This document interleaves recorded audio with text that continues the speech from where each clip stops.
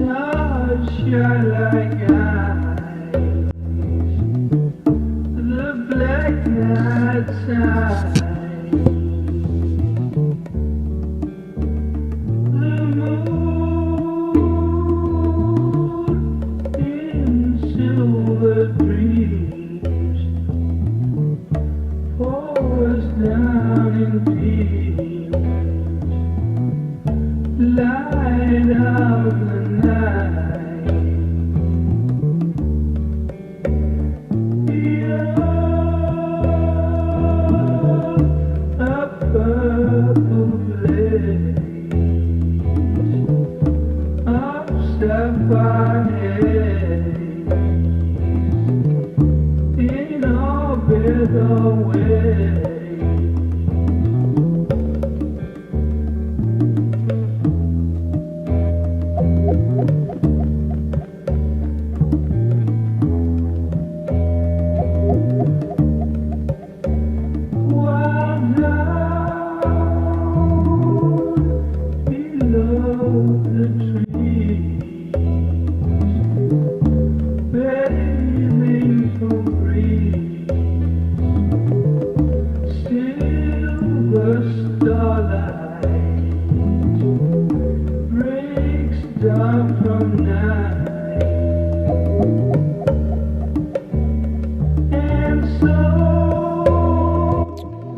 It's the Independent Broadcast Network.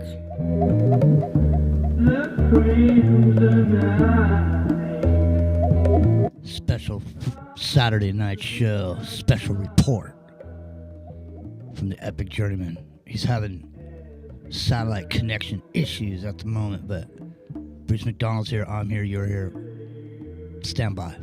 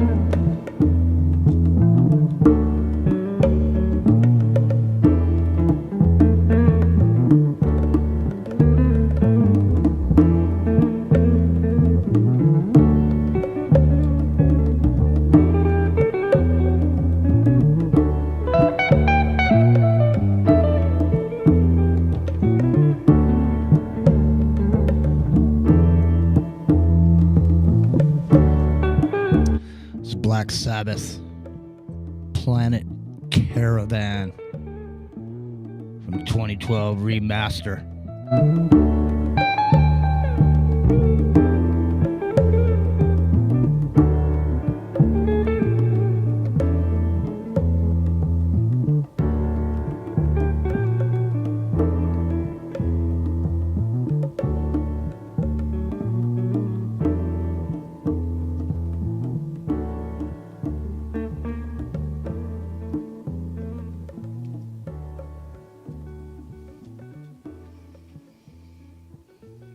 Sabbath, ladies and gentlemen.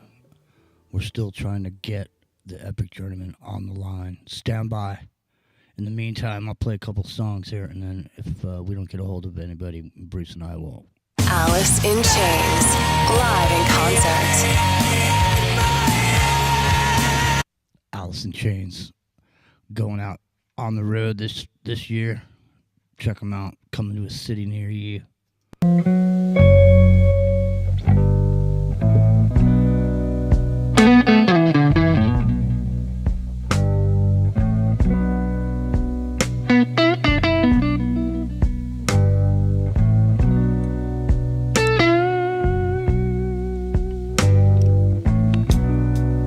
Done ran into my baby and finally found my old blue jean.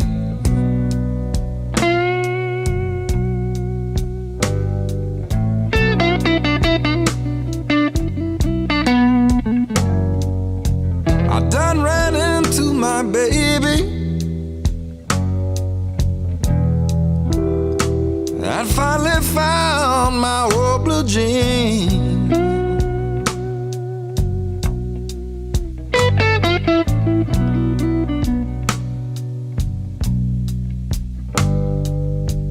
I could tell that day was mine from the oil and the gasoline.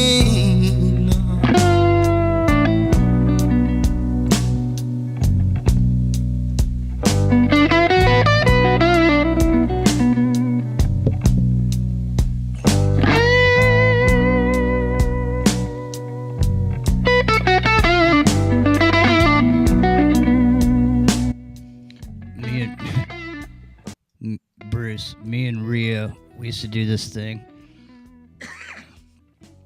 called He's Dead Jim. And I had this whole sounder thing that I made, and it was like 20 bones on Star Treks in different situations. It's going, he's dead, Jim. And it's funnier than shit, because what's funny about it is it does it so many times, and each time it's gone so far you think it's the last time. And then it does it one more time, and it's fucking funnier. It's funnier than shit, man. It used to make me laugh every time. But we do these shows where we just talk about people who were, the people that were dead. We just pick some dead guy who was famous, talk about him. I think I got a message from someone. Let me see. This epic journeyman coming alive. Hang on. He's reaching out through the fog of confusion. Looks like he says he just drove up to Calipana. Oh, wait a minute. I guess I shouldn't say that. It's a small world over there. Hold on. Rio now is checked in. Looks like the gang's all here. Hold on a minute. Let me add Rio to the situation. Wait, I don't see our call anymore, Bruce. Hold on. Oh, there we go. So he says, here, let's try to add this prick. Alright. Where is he? It's a special live broadcast Saturday night. And in a couple weeks, when we're on Special live. In a couple weeks, when we're on Free World FM, freeworld.fm, we'll be doing Saturday shows every week. So this is kind of like a prelude. Let's see what's going on with this epic journeyman. I'm gonna call him again. He's not dead, Jim. We should do He's Dead again. Everybody bring their own dead man. Hey, Rhea. Yo. I was just telling Bruce we used to do a piece called He's Dead, Jim. Yeah. Remember that? I wish I had that sounder thing that I made, man. That thing used to make me laugh. Oh, I actually do have that. I have it on the computer here, but... Get out of here. Oh, yeah. Oh, shit. You got to play the computer didn't answer. I'm on the phone right now because it crashed when you called, so oh, no. I got to give it a minute. Well, Epic Journeyman is supposed to be joining us, so he says he's got signal, but I still don't see him. And I'm out here in the middle of the jungle. It's like the mosquitoes out here. I'm literally wearing a Mexican blanket poncho to keep the mosquitoes from going out of my going through That's my clothes. Well, he looks like Eli, like in the good ugly. We've actually had like awful mosquitoes over here too. Like it's I don't know. It's almost like living in the middle of a swamp. That's They're what like I'm saying. vicious and attacking, and that's what I mean. I might as well be down in Louisiana. Yeah, exactly. New Orleans or whatever. I hate Dixieland jazz, man. You like that? You like Dixieland jazz?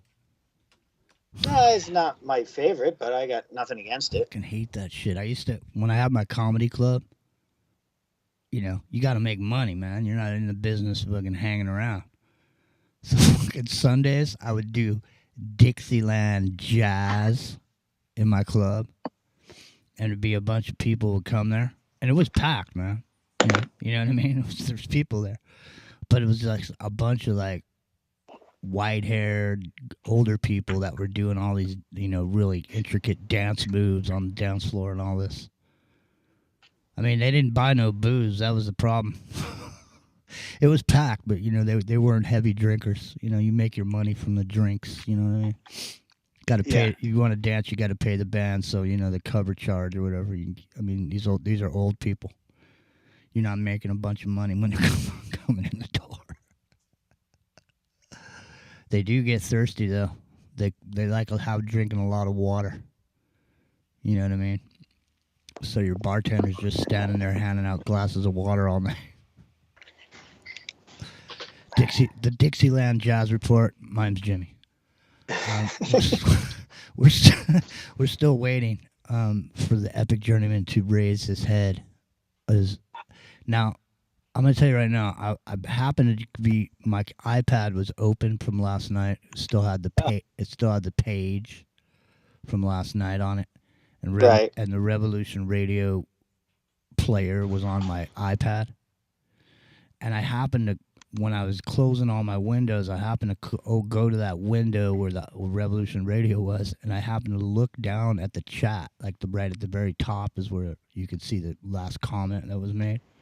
Mm-hmm. And there was somebody in there making this comment. It was like a negative comment about us and the show last night and this and that. Oh, I did not see that. No, so I mean, I engaged the person in conversation about it.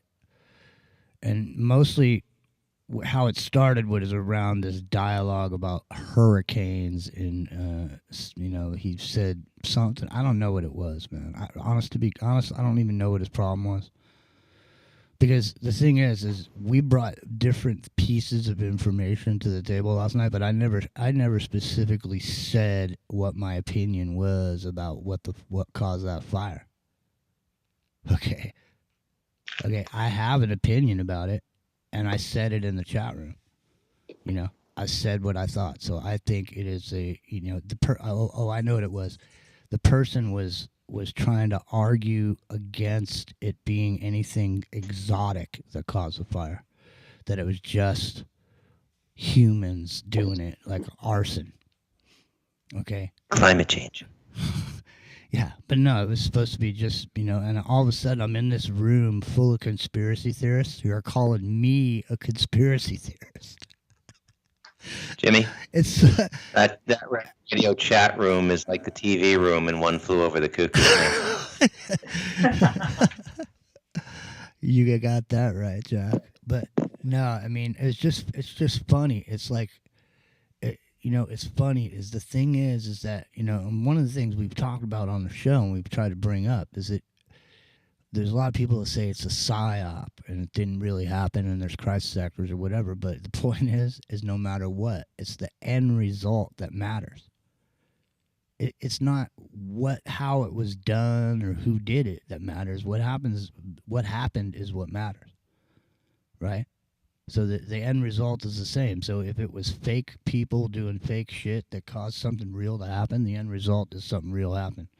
So I mean, you could say the same thing about the 9/11 situation. Exactly. Right? That's exactly. Whether you think it's bombs, terrorists, energy weapons, whatever. Fact is, there's still 2 buildings that fell down in New York. Yeah. Why are you arguing about how and who when you should be 3? I don't know. Actually 4, but that's. Yeah, the arguments start when people try to say what is what, and one person's theory is no planes, all this different shit, and then people get into these micro groups that have cop attitudes when something goes against the grain. Like I was saying last night on the show, this is one of these issues that for some reason the alternative media has danced away from saying anything about it.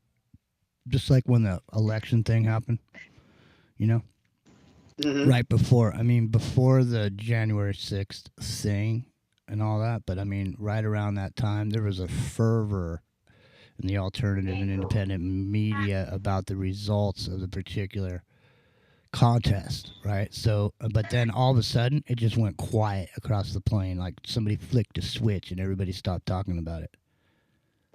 You know? Yeah. It's the same thing with this. For some reason, no one wants to, entertain the idea of exotic, weapons. Listen, Epic Journeyman was saying that there was boats that were just fucking catching on fire out in the ocean.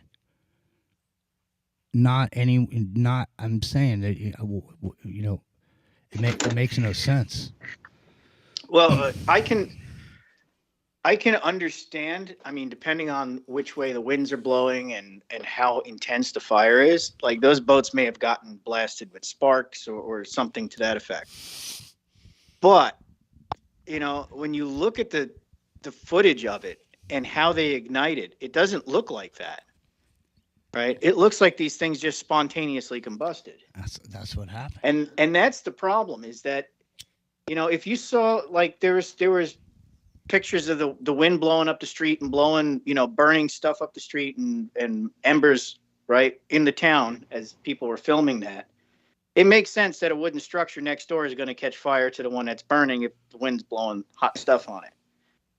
But when you're looking at boats in a harbor and the wind is going from the water to the land, not the other way around, it looks a little weird when those boats just kind of mysteriously light up.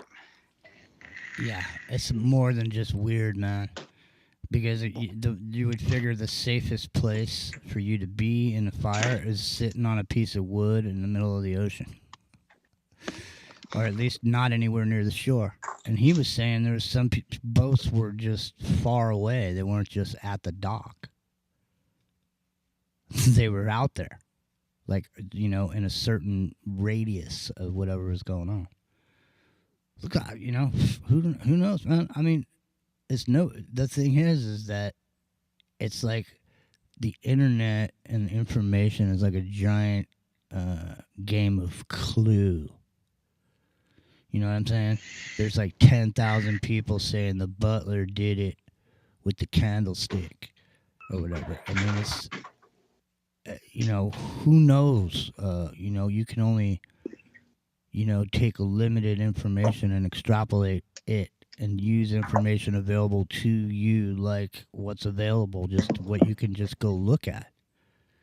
Well, part of it now is that there's so much information, right? Everybody's got videos and everybody's got takes on it. And, there's a lot of live action footage going on all at one time. You have to really like sift through it and sort through those opinions and kind of form your own. Well, that's what I mean. I mean, the Epic Journeyman saying one of his buddies is like he's like really into these drones, man, and he's got some high-end drones. And before they stopped the drone flying over there, he flew through there and got some footage. Journeyman was saying, he's got some pretty intense footage of it. So he said it looked like Nagasaki. He said it looked like a nuclear bomb went off, is what Epic said. So, I mean... Yeah, I've seen some of that drone footage, actually. Or some drone footage, maybe not specifically Epic's buddy, but... Yeah, no, he hasn't put it up on the internet.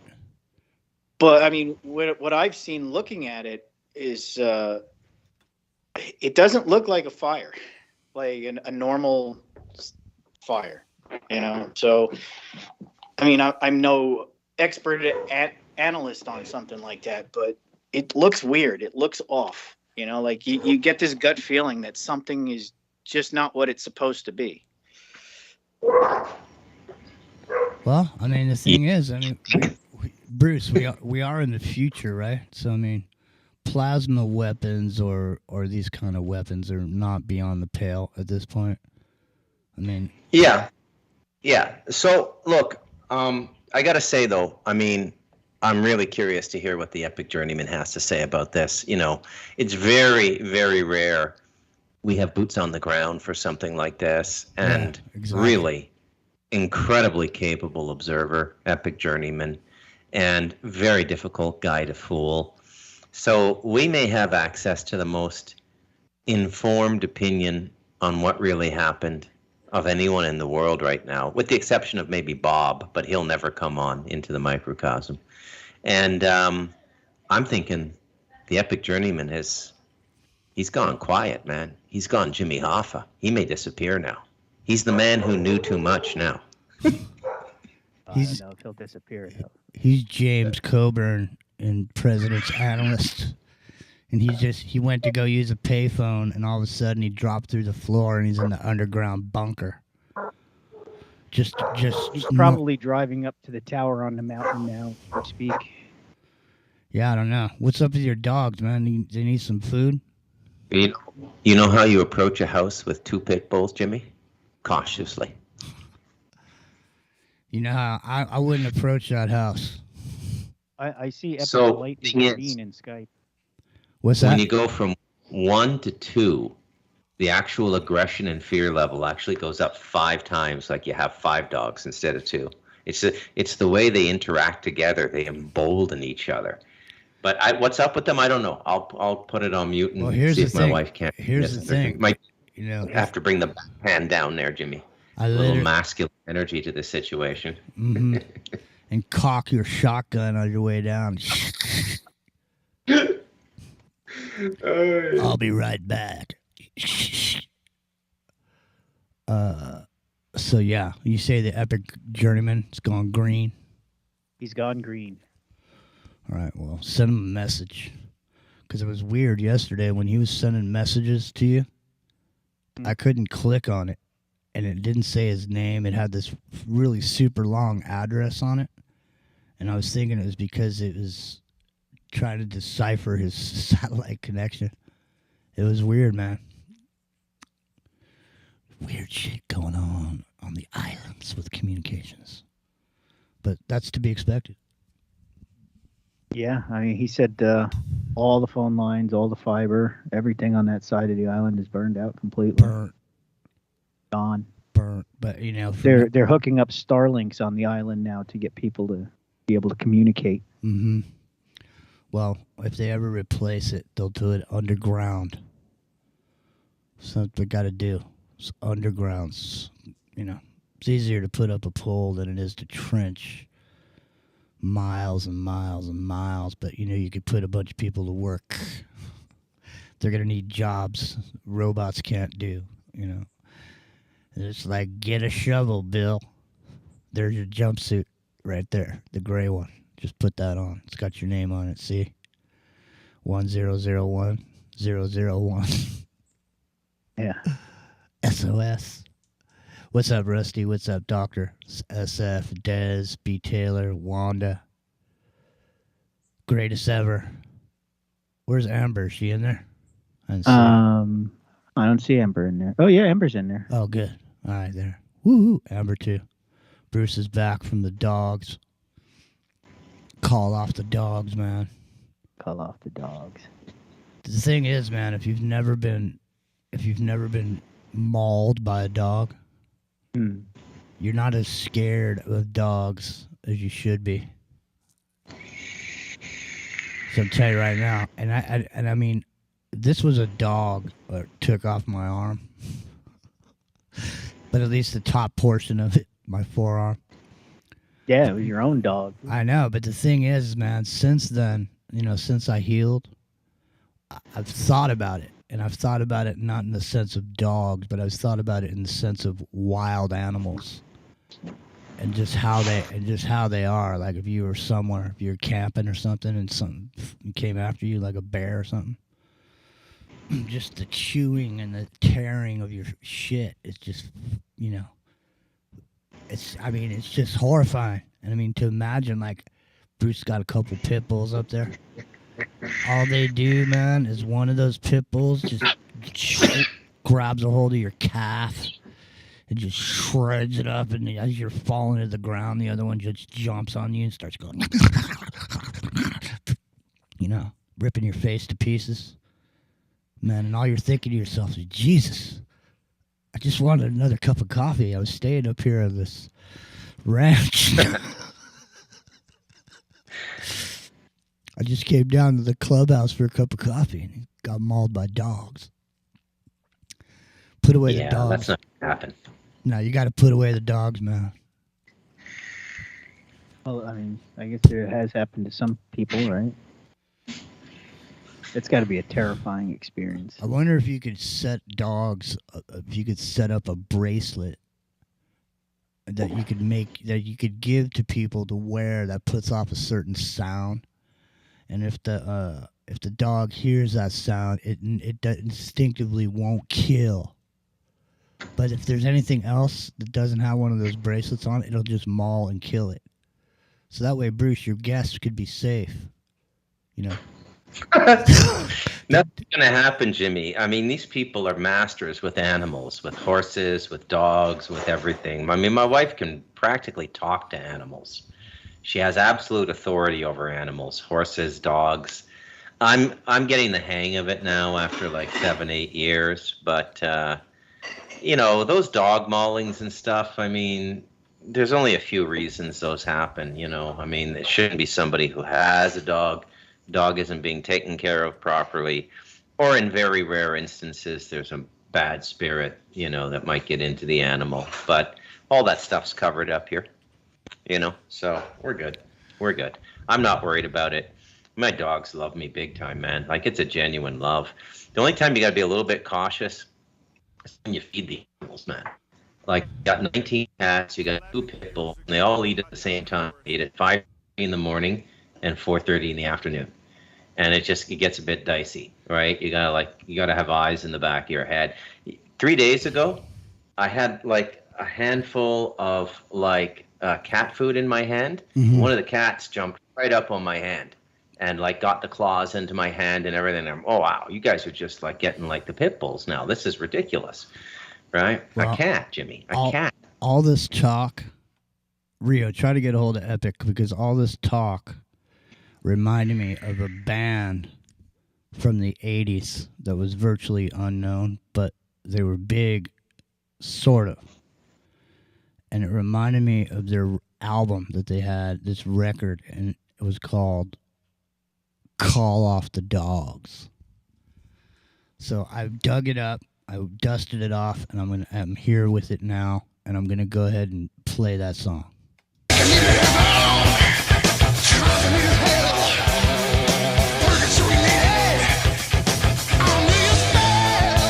It says, here's the lyrics. You're taking me to heaven. You're driving me to hell. Purgatory lady. Under your spell. Come on. All right, here we go. Come on, tell me you're a liar. Tell me you're a cheat. Hands are getting blessed up. Feeling the heat of your boiling emotion. Gripping my wrist. Chains are getting tighter. I can't resist. So won't you fill me with your evil? Fill me with your shit. Wow. You know, all these years, it's probably been 30 years since I heard this song. But now that I'm listen to these lyrics, real. I heard what it said. Yeah.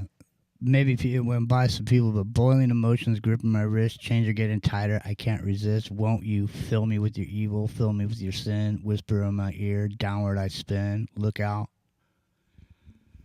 And here's the chorus. Whisper in my ear.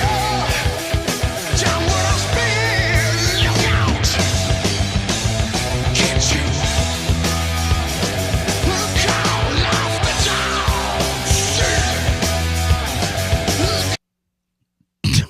Damn. It's evil, man. It is. It fucking is, man. Yeah, you know, we touched on a little bit about things that open you up, right? That's stuff like that is what opens you up, man. Jesus. Especially when you're saying things like "fill me with your evil" and "fill me with your sin." You're sitting there singing along to that. You know, that's not healthy. I was never singing along. The only part I ever sang along to when I heard on the radio is I just look over at somebody and go, "Call off the dogs." That's about it. I didn't really pay attention to the rest of what it was saying in that song, but it's evil, man. It really is evil. Look at it. The stench. It's got the stench of a dead rat. You know, did you ever wonder why someone said, I smell a rat? Like what that means? Because you can smell No. a rat. Because when a rat dies behind the wall, it smells like shit.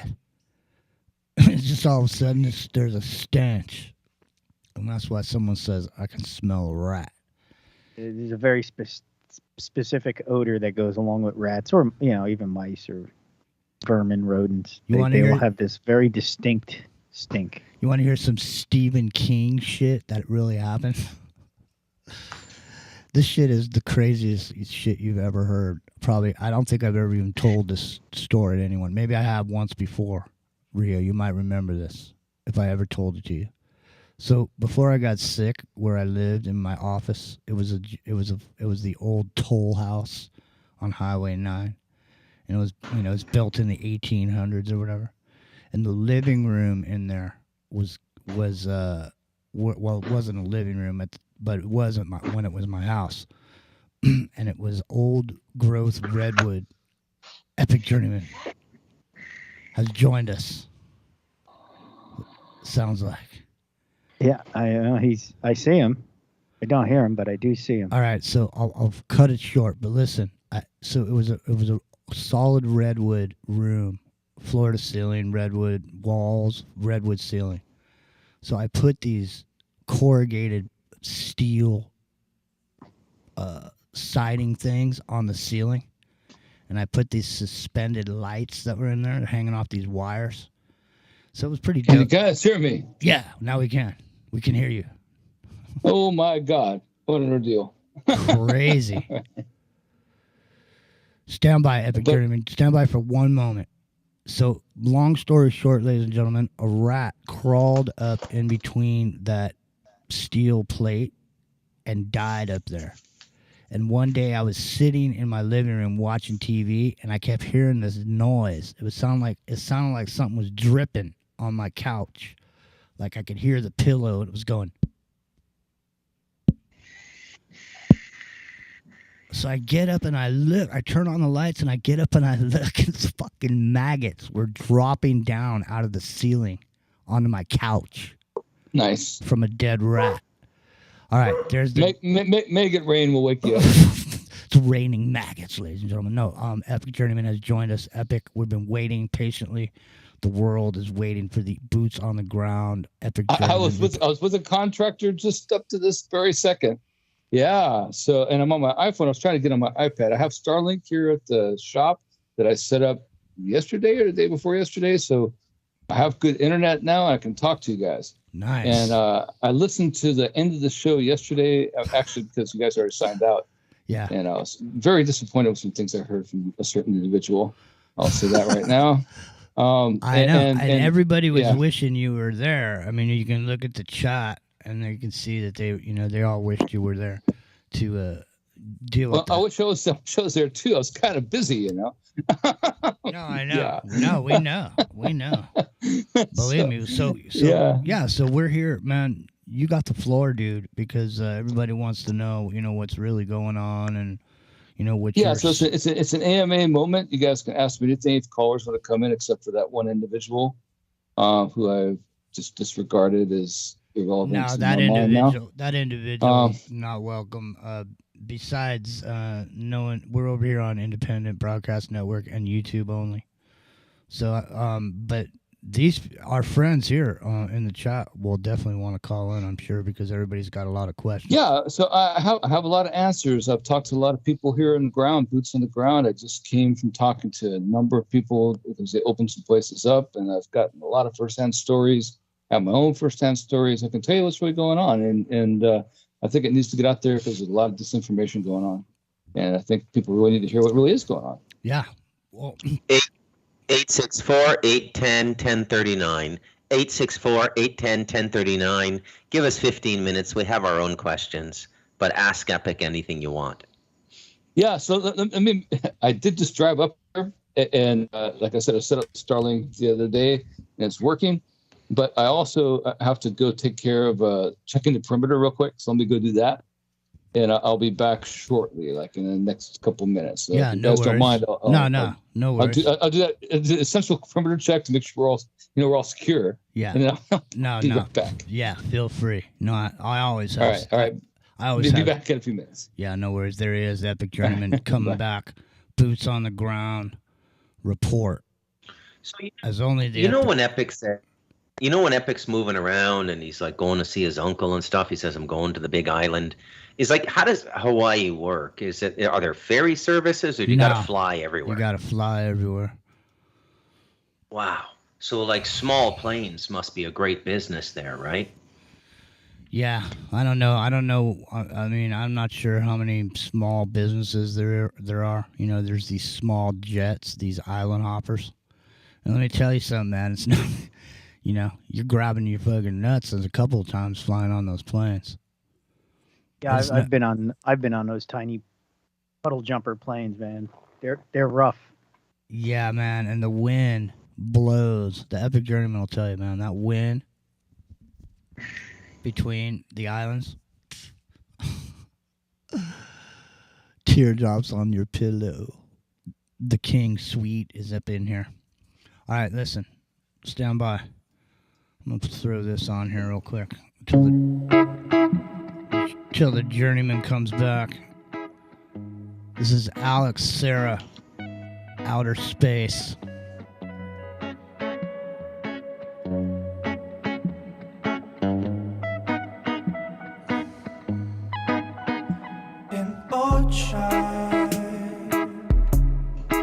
You're from outer space. You bring the beauty and the light to this world we live in. An old child falling down from grace. Is he back? The power in your... You back, Jack? I don't think. No. Yeah, it was raining maggots. Now, if you see that in the Stephen King book, he was listening that day. Swear to, I mean, you don't have to make this kind of shit up. Because it happens. Well, it's funny, Jimmy, because I was perusing YouTube earlier this afternoon, and I came across someone who brought up something that we had brought up last night and said, he said, I had never thought this before, and I was listening to some other show and I saw this. And I was like, oh, really? This guy was listening to us. That's crazy. And what's even funnier is that he gave us actual credit for it. Well, he didn't name us. That's all right. He said he heard it on another show. That's good. And thought it was interesting. And I was like, oh, that's pretty spiffy. It's interesting too. It was about 2 years ago. I started this whole thing about these stovepipe hats. And it's like after the reset, you see a bunch of dirty-faced people doing a bunch of labor, and you see a few dudes standing around in these stovepipe hats, And then all of a sudden last night, did you see that video I sent you? Yeah. Is that wild? Yeah. And the thing is, Mind Unveiled is a great channel, and we definitely appreciate a lot of the research they do. And they did quite a bit of stuff on the Cabbage Patch Kids, and we were definitely inspired by some of the questions that they brought up, and so I was glad to see that the stovepipe hat idea is now gaining some ground. Because I don't know, man. You got one hand in your jacket and you're wearing a stovepipe hat. You're one of the guys. Hey, Bob, come here. Your name's Tesla now. You discover electricity. AC. So the one character that always comes to mind when we bring up the stovepipe hat and the suit and cane is J.P. Morgan.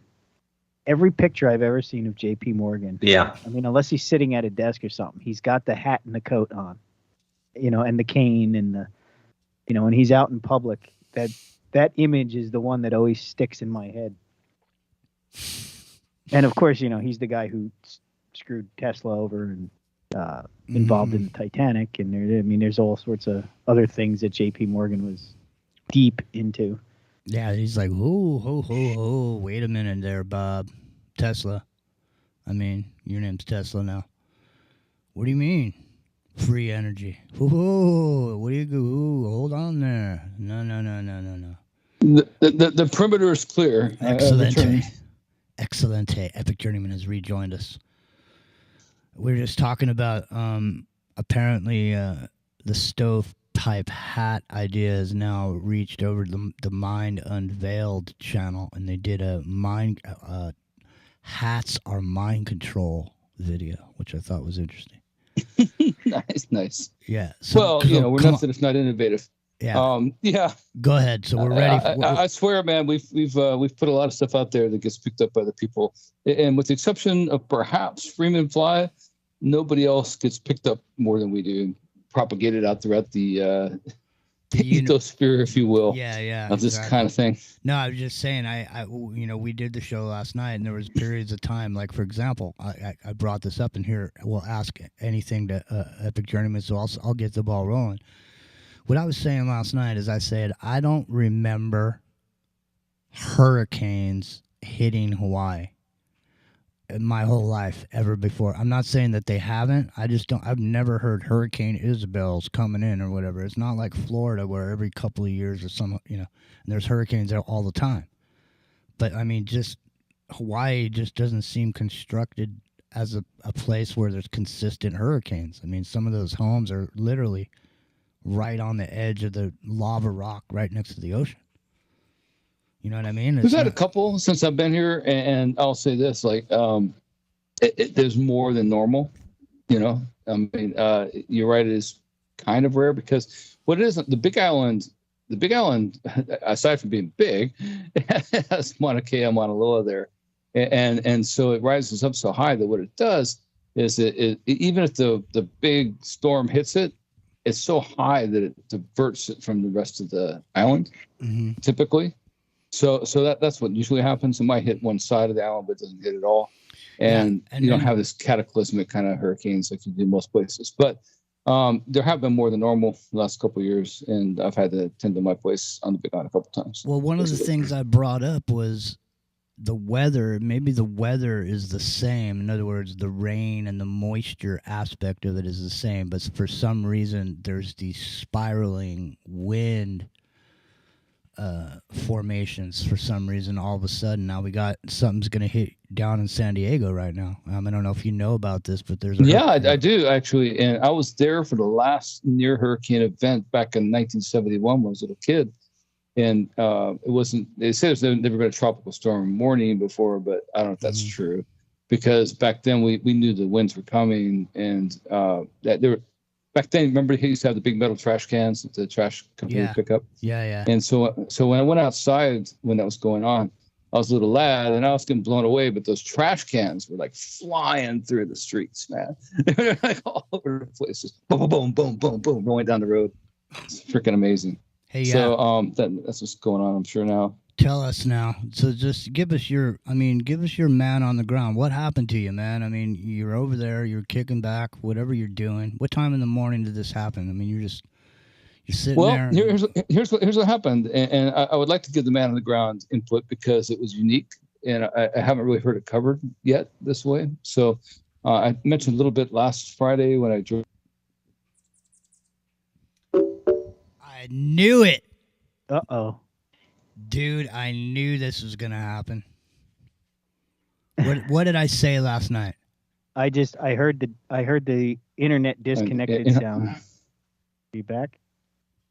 I'm back. Okay. Do you have me now? Yeah. Okay. So at 2:10 actually, exactly in the morning, these winds started hitting my complex. I live in a condo in Hana, Kauai, which is 2 miles north of Lahaina town proper. And so I was there, and all of a sudden I hear this boom, boom, boom, boom, boom, boom, boom, and it's like a car's ramming inside the building, right? It's like boom, boom, boom, boom, boom, explosions, and the power goes out at 2:10 in the morning, and it comes back on right away. Then it only lasts a couple seconds, and it turns back off, and then it recycles like 3 times and stays off for a while. It comes back on. Now, this is important to me because I get calls at my work to go out, and when this kind of thing happens, I work at a utility and I have to go out, right? So I'm listening to the phone, I'm getting called, I'm getting the auto dial thing coming to me. And so I'm concerned, I'm getting ready to go, right? And no, but the power comes on. So about 3 o'clock in the morning, it's all good, but you still hear the wind, boom, boom, boom, boom, boom. And I have to point out that like this is not like a normal wind. It's like if you imagine like the Tasmanian Devil from the cartoons, and these little mini tornadoes. That's what it's like bam, bam, bam, bam, bam, hitting the side of the house, the side of the complex, and it's really violent. It's really violent, right? And I can't sleep because of it. It blows like the shutters that I have out of my lanai. They call it. This is a patio. Patios are called lanais here in Hawaii, and yeah, it's intense, right? But I managed to get back to sleep because I don't have to go out for a little bit, and then it happens again at 5 o'clock in the morning. And this time, well, actually 4:30, it goes out and it stays out. So now I have to go. And the place I have to go to is in a vault 30 feet underground. So I have to go there. I have to like rappel down there. And I gotta go down there and start a generator to power that place up. And I go down there. And I'm not out for like 10 hours. I'm down and you there. gotta do this by yourself too, because you got a company truck and you gotta get in it and go there and go do Right. And well, a guy comes to help with my 2-man rule to, potentially lift me out if I die down there, but that's it, right? So I'm down there. I go up and down several times because I have to start the generator, to run the generator, to run the station down there, and it's right on the beachfront. And the thing I noticed in the beachfront, and this is important, and I think people should really pay attention to this because I don't think anybody's ever said this, and I think it needs to be out there, is when you watch the water, this is during the day, the wind had slowed down. It was down to like 40, 50 miles an hour maybe. But the water was like black. Not like totally black, but really dark. And it was totally sunshine. There was no clouds. It wasn't making it black like that. And then the white caps, the waves were like these layers, like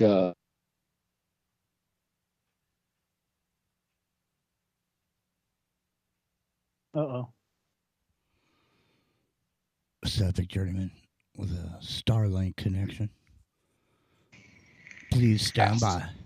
Don't look at me. We heard up to the white cap waves were. Yeah. Okay. So you lost me.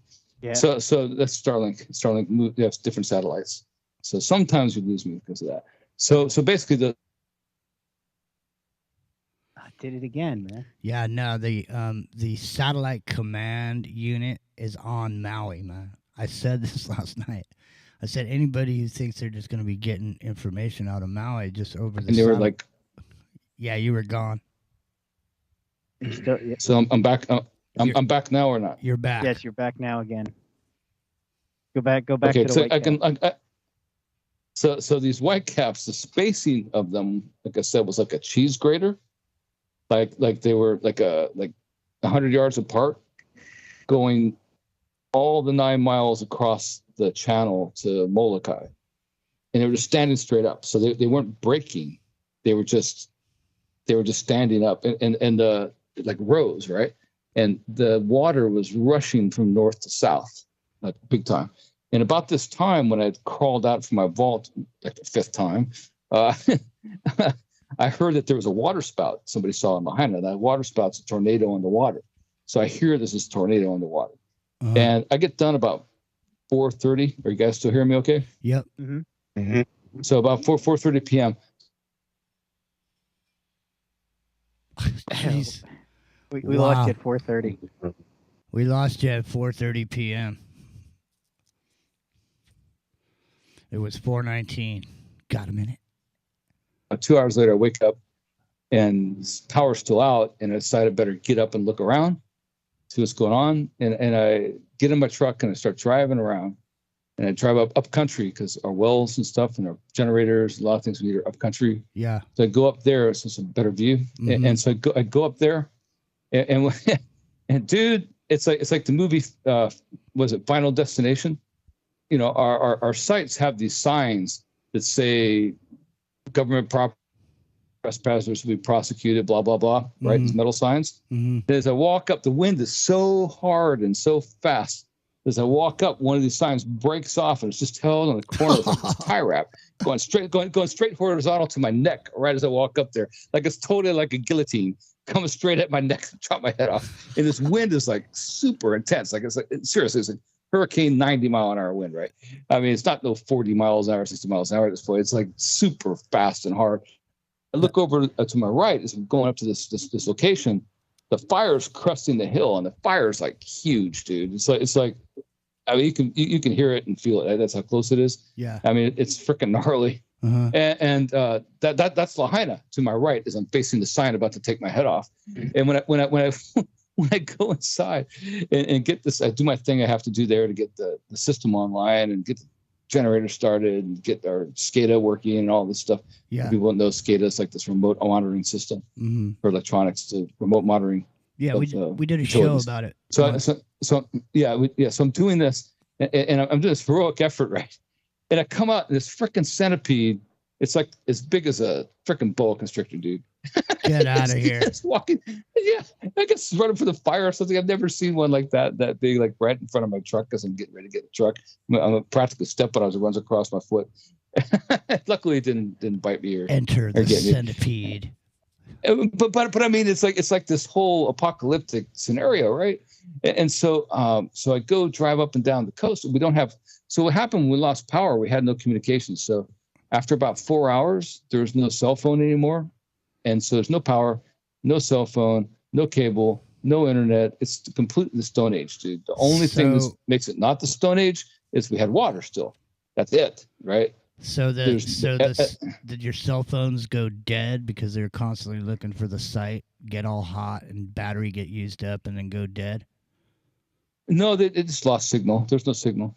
The signal just died. So what happened was the cable and internet cables, fiber, burned coming into town. So anything on the West Maui was burned in Oluwalu, basically, past the tunnel coming in. So all that stuff got burned, and it was just burned up.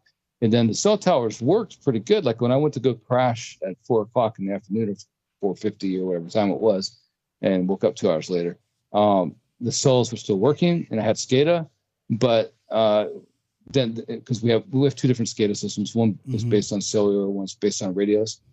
But we had no power. So what happened was the batteries ran out on the ones that were backup radio powered. So we had no SCADA there, so no monitoring there. But to go to all these remote locations, that's me going to remote locations out in the jungle, up the country.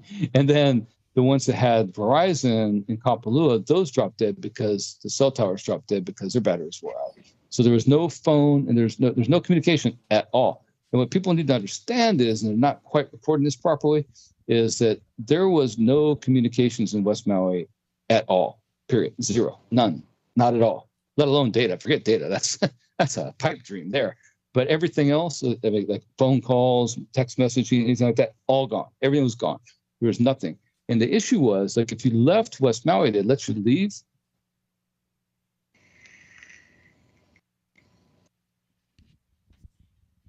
Well, you dropped again. Yeah. So there he is, Epic Journeyman, giving us a report. Hey, hold on. We heard they let you leave, and then you broke out. Okay. Well, I can switch to my iPad. I'd rather switch to my iPad. This is probably my phone's being an issue. Go ahead. So let me log off. Let me log off the phone and go back to iPad. I think iPad will be better. Yeah, no worries. So give me a second. Let me do that. No Hold on. To bring back the feeling.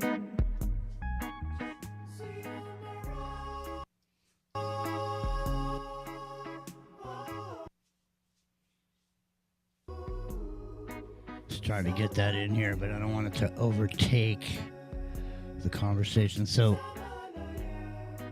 can you hear me now? Yes, we can. Yeah. Okay, that's iPad. Is there a camera rolling? Or No. Looking at my schedule? No camera. No camera. Okay. All right. That's what it's supposed to be. Okay, this is good. probably better. Yeah, that's better. All right. So then I can look at. Yeah, give it a try. See if that works. Don't look at me, Bruce. Epic dropped again. Did he? Well, he'll be back in a second. Anyway. Basically. No, there you are. So basically, you're back. It was just like that for straight. Okay, so they don't. So they didn't let you leave, and that's the last thing we heard. If you're back, so Yeah. So let me let me mute he's YouTube. he's getting dialed in. Stand by, ladies and gentlemen.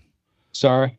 It's no worries, man. It's live. Geez. It's all good. It's live radio, and you know. I'm just trying to mute YouTube. I can't find the mute button because I don't want that playing. The damn mute button.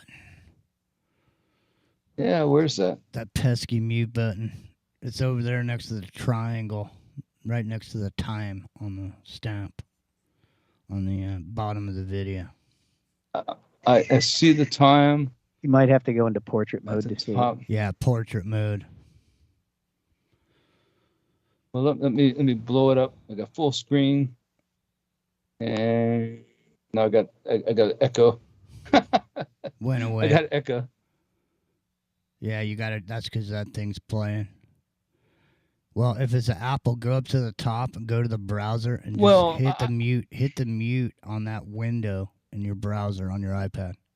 Go to the top to the browser window that has the address, and there's a speaker in that. No, window. I have the YouTube app actually, and so I don't see it. You're screwed then. I'm screwed. Yeah, I'm screwed.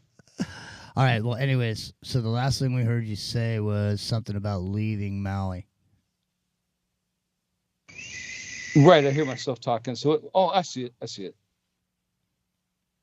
No, that's not it. Hold on. I'll get it square. No worries. But see, we don't hear it, so that's the good part. Yeah. I can find a silver lining in every dark cloud. What I can do is I can just turn it off. Now I can hear you fine. I just won't see the chat, I guess.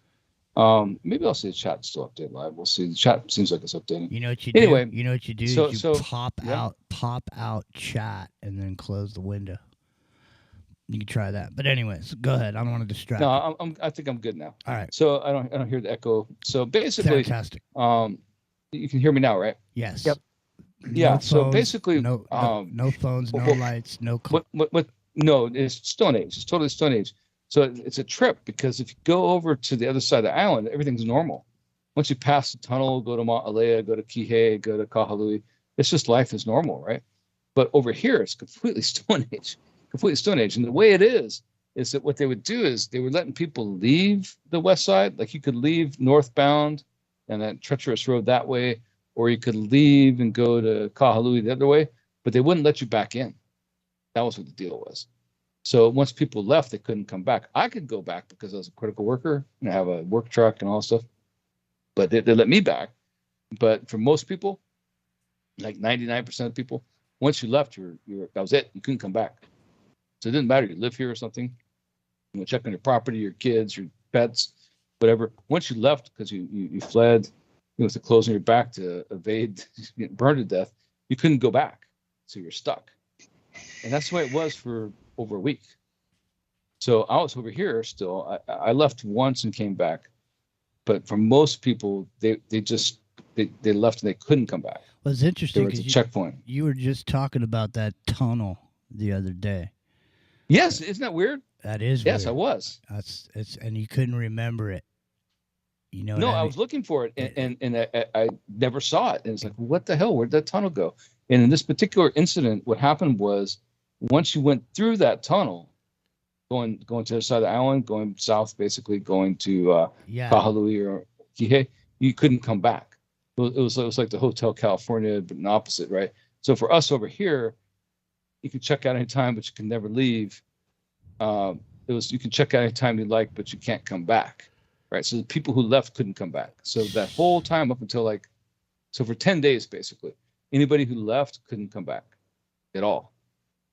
And it's probably for the best because there is no Lahaina town at all. Like Lahaina town is completely gone. Like there is nothing in Lahaina town. If you know anybody, if you lived there before, if you visited before, any place you know, it's gone. There's nothing there. Like the only thing that's left, there's like a couple random buildings like this. I thought the Safeway burned, but apparently that survived somehow. That's like in the center. And then a couple churches, which is people are making a big deal out of that, lived. They survived. But 99% of everything burned. Anything along the waterfront burned. And so I have some stories of people who fled the waterfront. I mean, firsthand. I have their stories to relay to you guys about people who lost people doing that, and some people who survived but were in the water. And yeah, it's freaking horrifying. I mean, and one of the guys, he lost his dad and still came to work the next day. It was amazing. He let me tell you that story. So he's like my age, so he's in his 50s. And his dad's obviously probably in his 80s. And his mom, I think I told the story on Friday, but I'm going to retell it.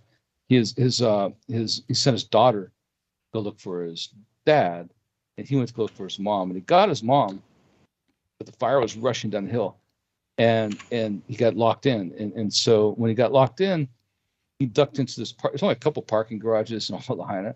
And he ducked in this parking garage. And when he was in there, the fire like rushed over him. And it was super hot. And he got really hot, but it didn't burn him. And it didn't take all the oxygen out, which is I would have worried about. And he lived. But his daughter got a hold of the dad. And she swam out into the water in Lahaina Harbor by the Pioneer Inn. And so she was up there and got in the water. But her grandfather wouldn't get in the water with him. He was being stubborn. And so she's in the water looking at him. And he succumbs to the smoke. He drops like a lot of people did right there at the waterfront. And so when she's there, the fire, it's like dragon's breath. It's like napalm. It just boom, like runs out into the water like for 100 yards. It starts burning boats and everything. And she has to like swim far underwater. It's not like you just duck your head underwater. That's not good enough. The wind was so strong with this fire. Like I said, it's like dragon's breath. It dug a hole in the water, right? Like 4 feet. So you have to go that far. You're going to get burned. It's just blowing the water out of the way. And she gets underwater and long enough for to survive, and then watches the fire go overhead and pops up, and the boats are like burning. The boats are burning like 50 yards offshore, some even 100 yards offshore. It's burning from this fire that was waylaid out into the harbor. And it's like the boats you see in pictures now, those are boats that came after the fact. Any boat that was there at the time is sunk, it burned and sunk. And there's some videos of some of the people that took with a GoPro or their phone from the water of the boats burning when this happened. I mean, it's freaking intense, man. So the people, so my coworker, his house is right. I mean, a lot of people I know lost their houses. I mean, that goes without saying. So, but they lived. The ones I've talked to so far.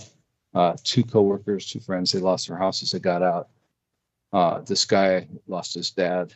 A lot of people lost their families. But my coworker whose house survived, he was right there by the Cannery Mall. And I sent that picture the other day with the tree uprooted. It's the trippiest thing, man. Like it just lifted it right out by its roots with the asphalt and everything in the parking lot and crushed all these cars. Yet the trees around it and the building didn't get burned. Like it was this mini tornado. It was like a tornado storm. That rushed through there. And so his house, the fire landed right in his lawn and burned his lawn, but didn't burn his house, but his neighbor's house got burned down. He's a drone enthusiast. What he did was he sent drones out, and his son went and grabbed a motorcycle in Rambo and drove up, Lahaina Front Street. It was just covered in bodies, man, everywhere. And he sent the drone out and went across, like this is right after the fire's gone. Next morning, where the fire's dissipated, and so he's flying over what used to be Lahaina, and there's nothing standing, dude. There's nothing. Like the drone flew right along Front Street, like all these places, like that you used to know, like Longies and Cheeseburger Paradise, and name a place, right? Any place you've been to in Lahaina, they're all gone. They're all gone. There's not even a footprint. It's just ash, All Front Street is just ash, all the way from Mala Wharf all the way down to 505 from North Lahaina. Gone. Like it's worse than Nagasaki. It really is. Like there's nothing standing. The only thing in that whole area, like I said, stands a couple buildings, and that's for square miles, right? Everything is burnt to the ground. I mean, incinerated. So this one guy, Pete, he's a tow truck driver. He lives there, and he had lived there. He has his girlfriend packing, and he has one of his workers take one of his tow trucks He was going. That's the tow truck you see in some of the pictures. It got stuck in the street, and he got burned. The worker on the way to the waterfront. Like, so he was running to the waterfront trying to get away from the flames, and he just ditched the tow truck, and he got burned. And he lived, but he got to the water. And there's people like out there for 12 hours and stuff, got rescued by the Coast Guard. A lot of people just died drowned. And then he was saying that one of the things that he saw was he was watching the fire come down the hill, and it was kind of subdued for a little bit. Like he thought they might make it.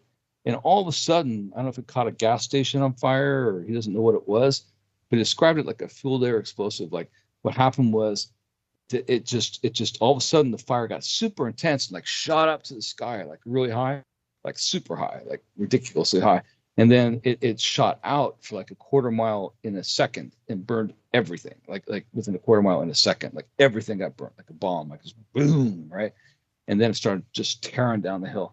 And that's when they took off and they left and they got out. And yeah, it's a horrendous tragedy. I saw it from the hill on the other side, and at night, right, as it was burning. And yeah, it just.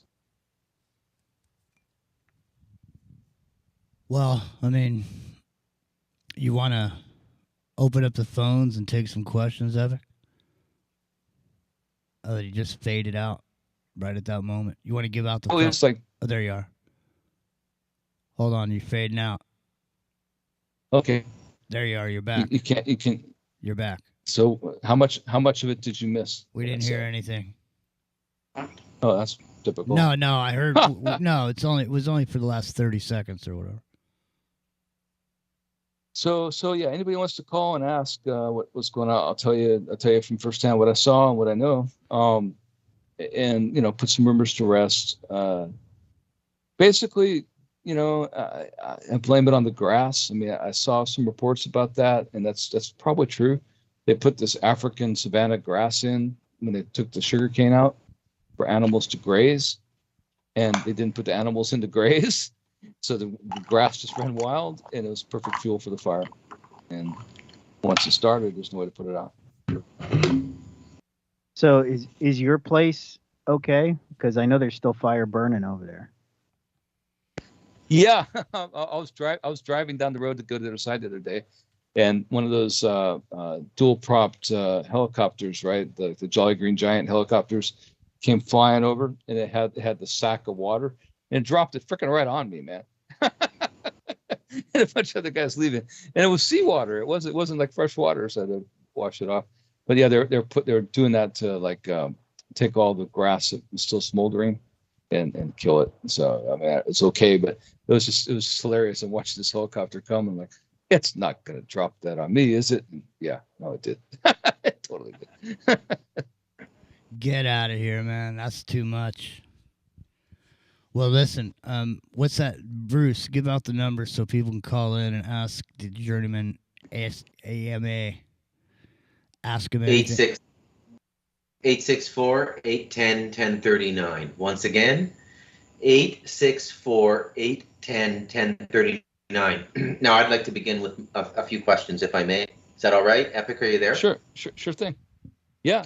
Okay. So my questions are all about you, because I never really knew much about Maui or Laha'i, but because of this fire, I've found out a lot of stuff. Like, it's the number 1 or number 2 most expensive real estate in the world.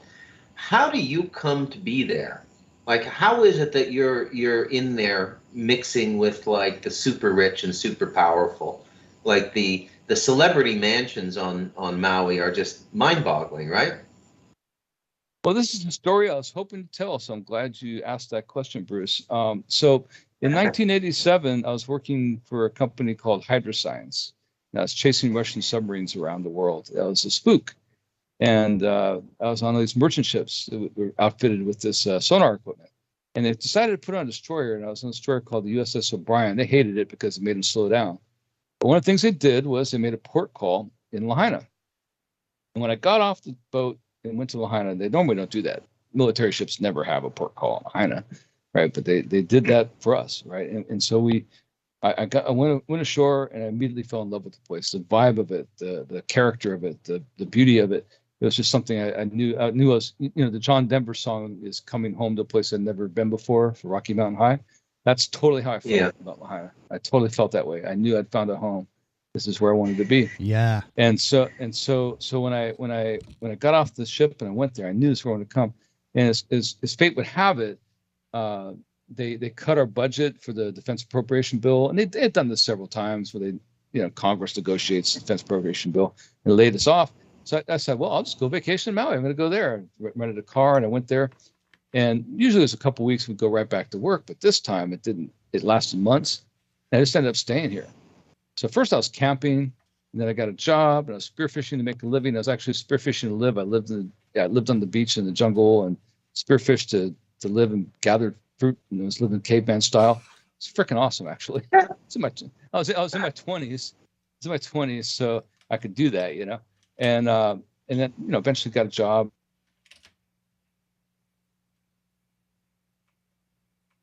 Oh, you dropped again. It's a fascinating story. Great question, Bruce. Yeah, it goes back. His relationship with the place goes back 35 years to the late 80s, right? Yeah. Yeah. So they say they call me back, and I go to the Mediterranean, go on my spook job, and the last 35 years, basically, I've been trying to get back here because I knew this is where I wanted to be. So even when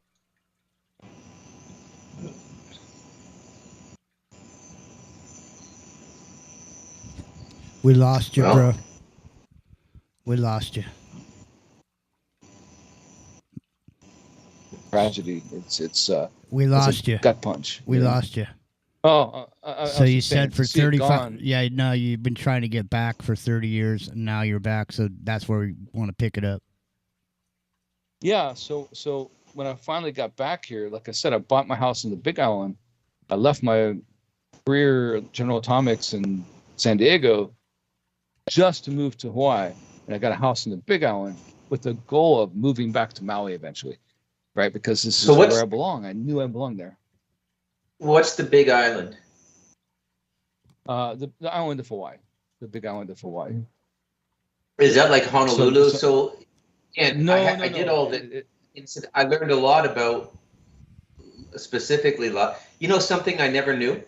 So you've probably crossed paths with Robert Wiegand, the guy I did The Light of Darkness with the book. That's where he lived up until about 3 years ago. Oh, yeah. Terrence McKenna's place is right down the road from where I live. Wow, man. Is right down the road. So tell us about the feel of the place, because you're all over the world, right? So for me, I personally know exactly what you mean. For me, it was Costa Rica, and specifically this province, Limon, even though it's got the highest crime rate. But when you get up into the mountains, there's no place like this, even in Costa Rica, okay? And I felt a certain way here that I had never felt anywhere else in my life. And I knew I just wanted to build a home here. So I just waited for my son to finish high school, and we came over here 7 years ago and started construction. And leading up to it, I had been studying hyperadobe, earth bag building, and learned this basic trade, but in theory, but not in practice.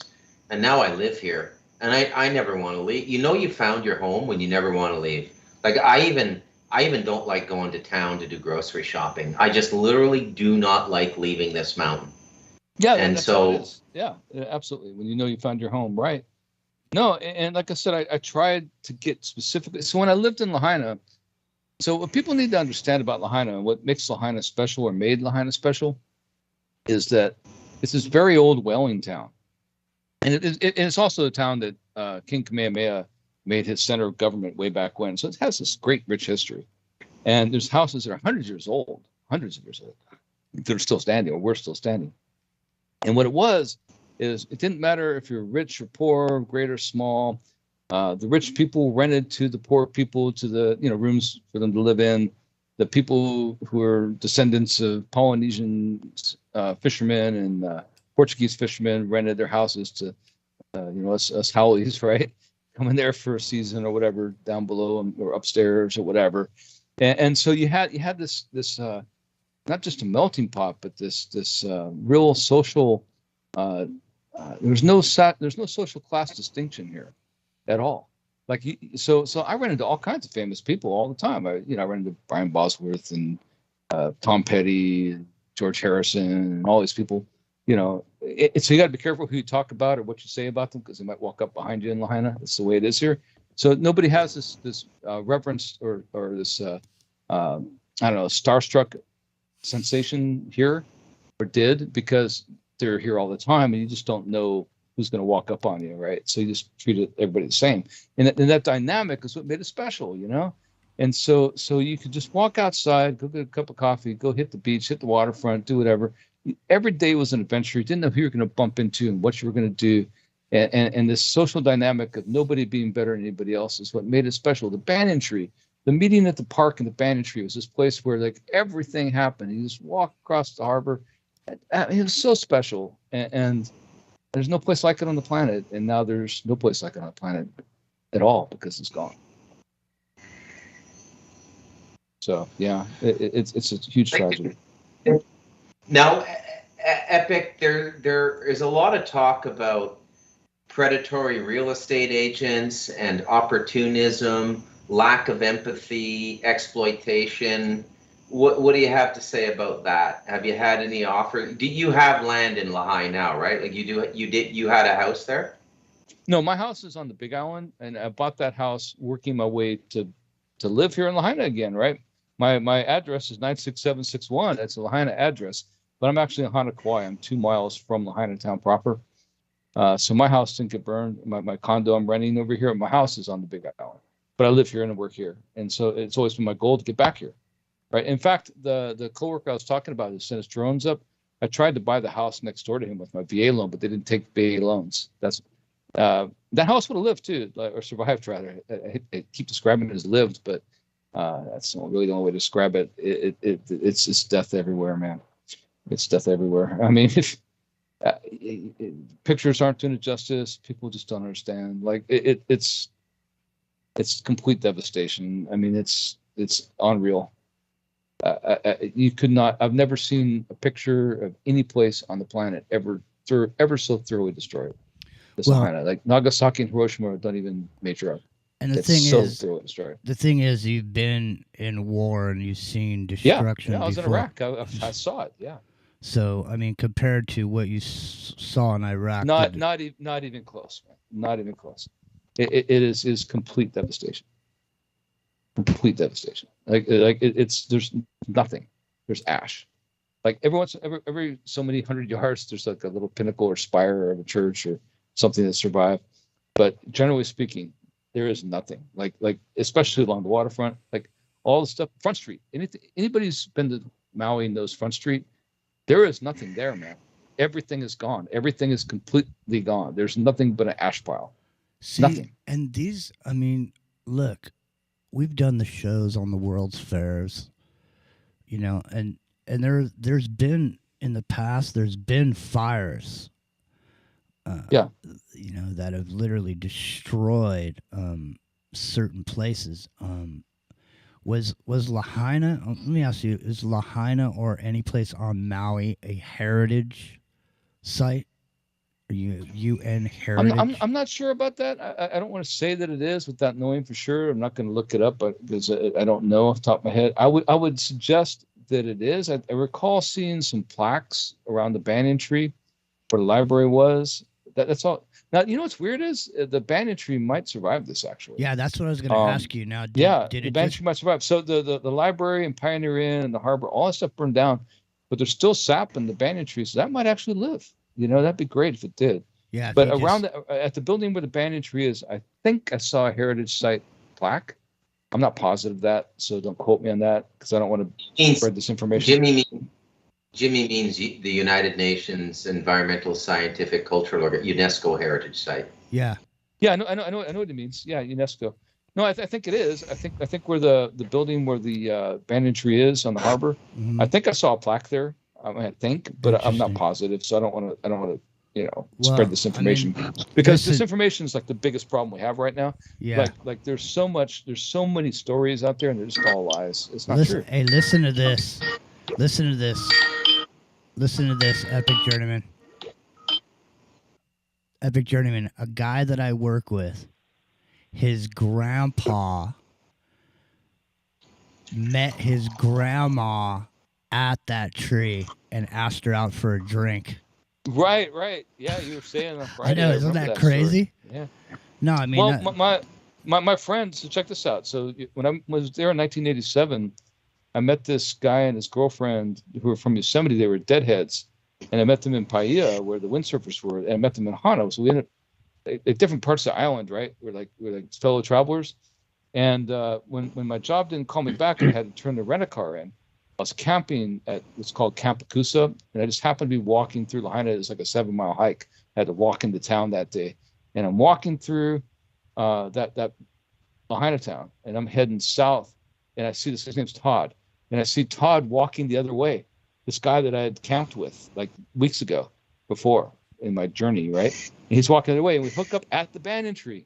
And he has a place for me to rent, and that's the first place I lived in on Front Street, right there. Wow. Yeah. Isn't that wild? That's crazy. That house burned. You gotta call Jimmy 330.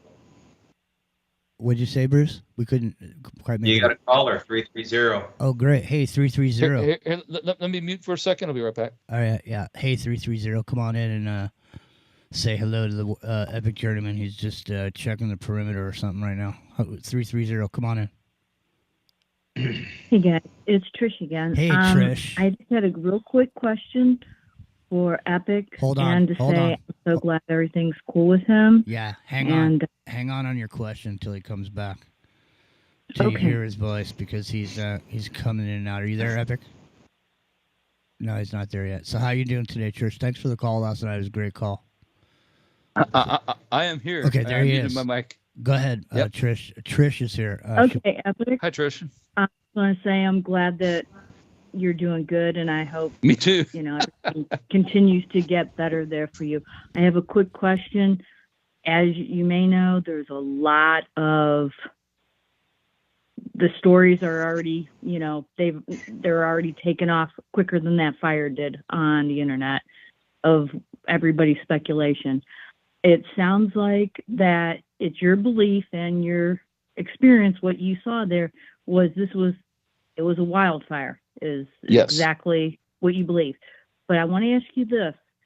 Do y'all get a lot of those, contrails, whatever, chemtrails?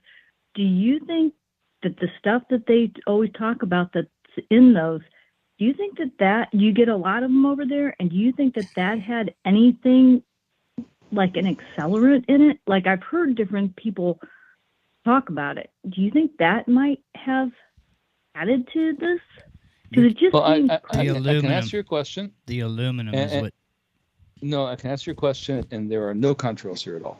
Zero at all. Okay, cool. We're All like right. completely contrail free. We're completely. I mean, the only contrails are from jets. There's none of that atmospheric phenomena going on here at all, because it's actually really clear. Okay, so you don't get into the chemtrail crap or anything over there like that. If anything, it would be somewhere in between Hawaii and. You bounced out. Go ahead. Well, I was going to say, like, I don't know if Jimmy has some pictures that he can post on the internet here on the show. I have some pictures I took, and one of the things that's going to trip people out is this, and maybe it made the news, maybe it didn't, is that the Cannery Mall, for people who are familiar with Maui, it didn't burn at all, but these 2 trees were pulled out by the roots, big trees, huge trees, right? Pulled out by the roots with the asphalt that was with them, you know what I mean? And crushed cars. Yet the trees around them were untouched. Palm trees didn't blow down, nothing. But these huge trees got lifted out by the roots and like plopped down.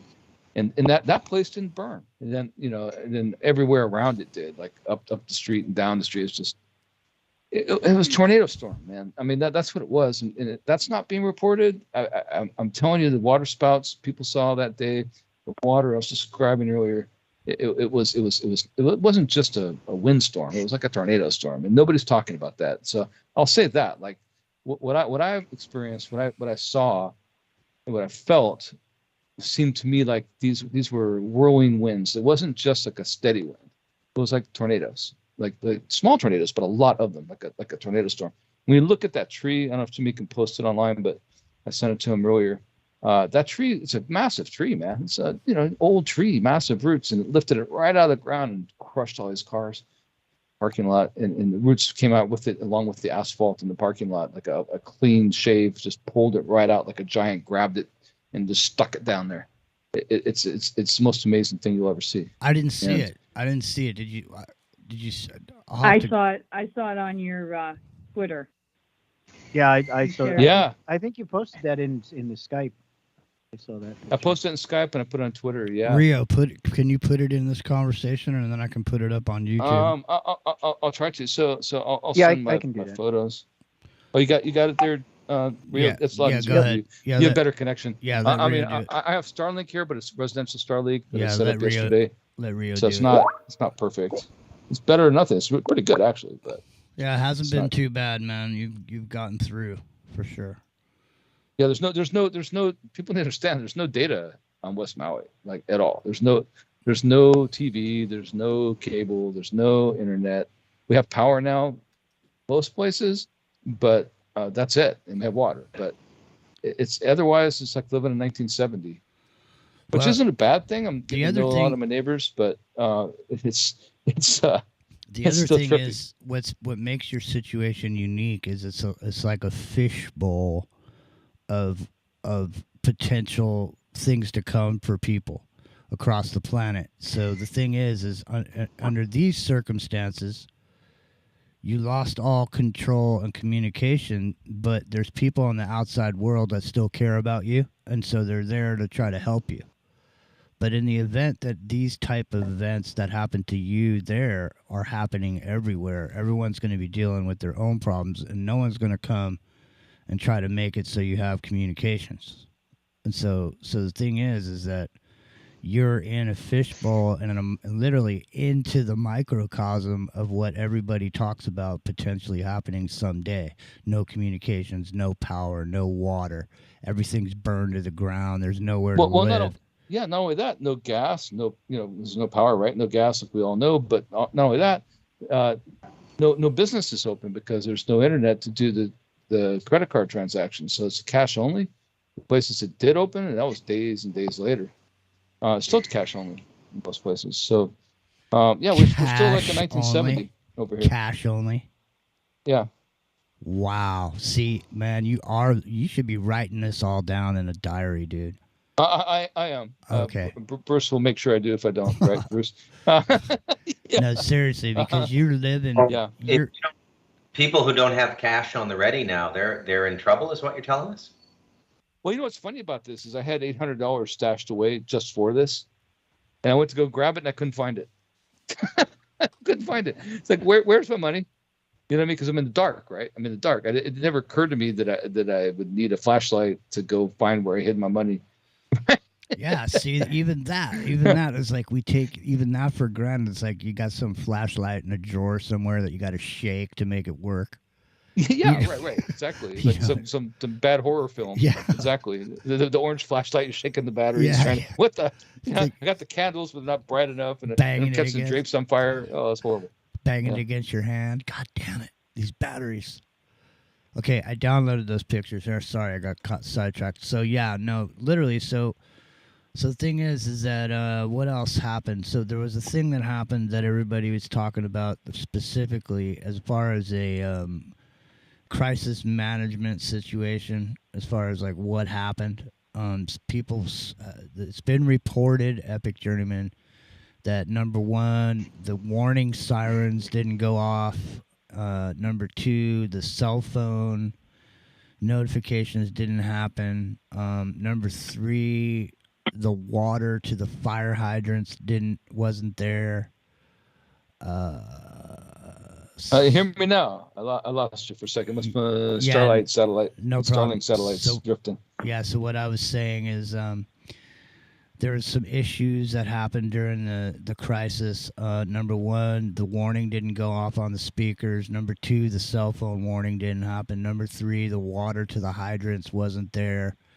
All of these things all happened at once. The children were home from school because something was going on. They were staying home that day. Power was out. Yeah. Yeah. So and they didn't know what to do. So there's a whole horrible bit of information that's being propagated by people that are from the islands? Well, there's 1,000 people we know missing, and they're dead. I mean, they are.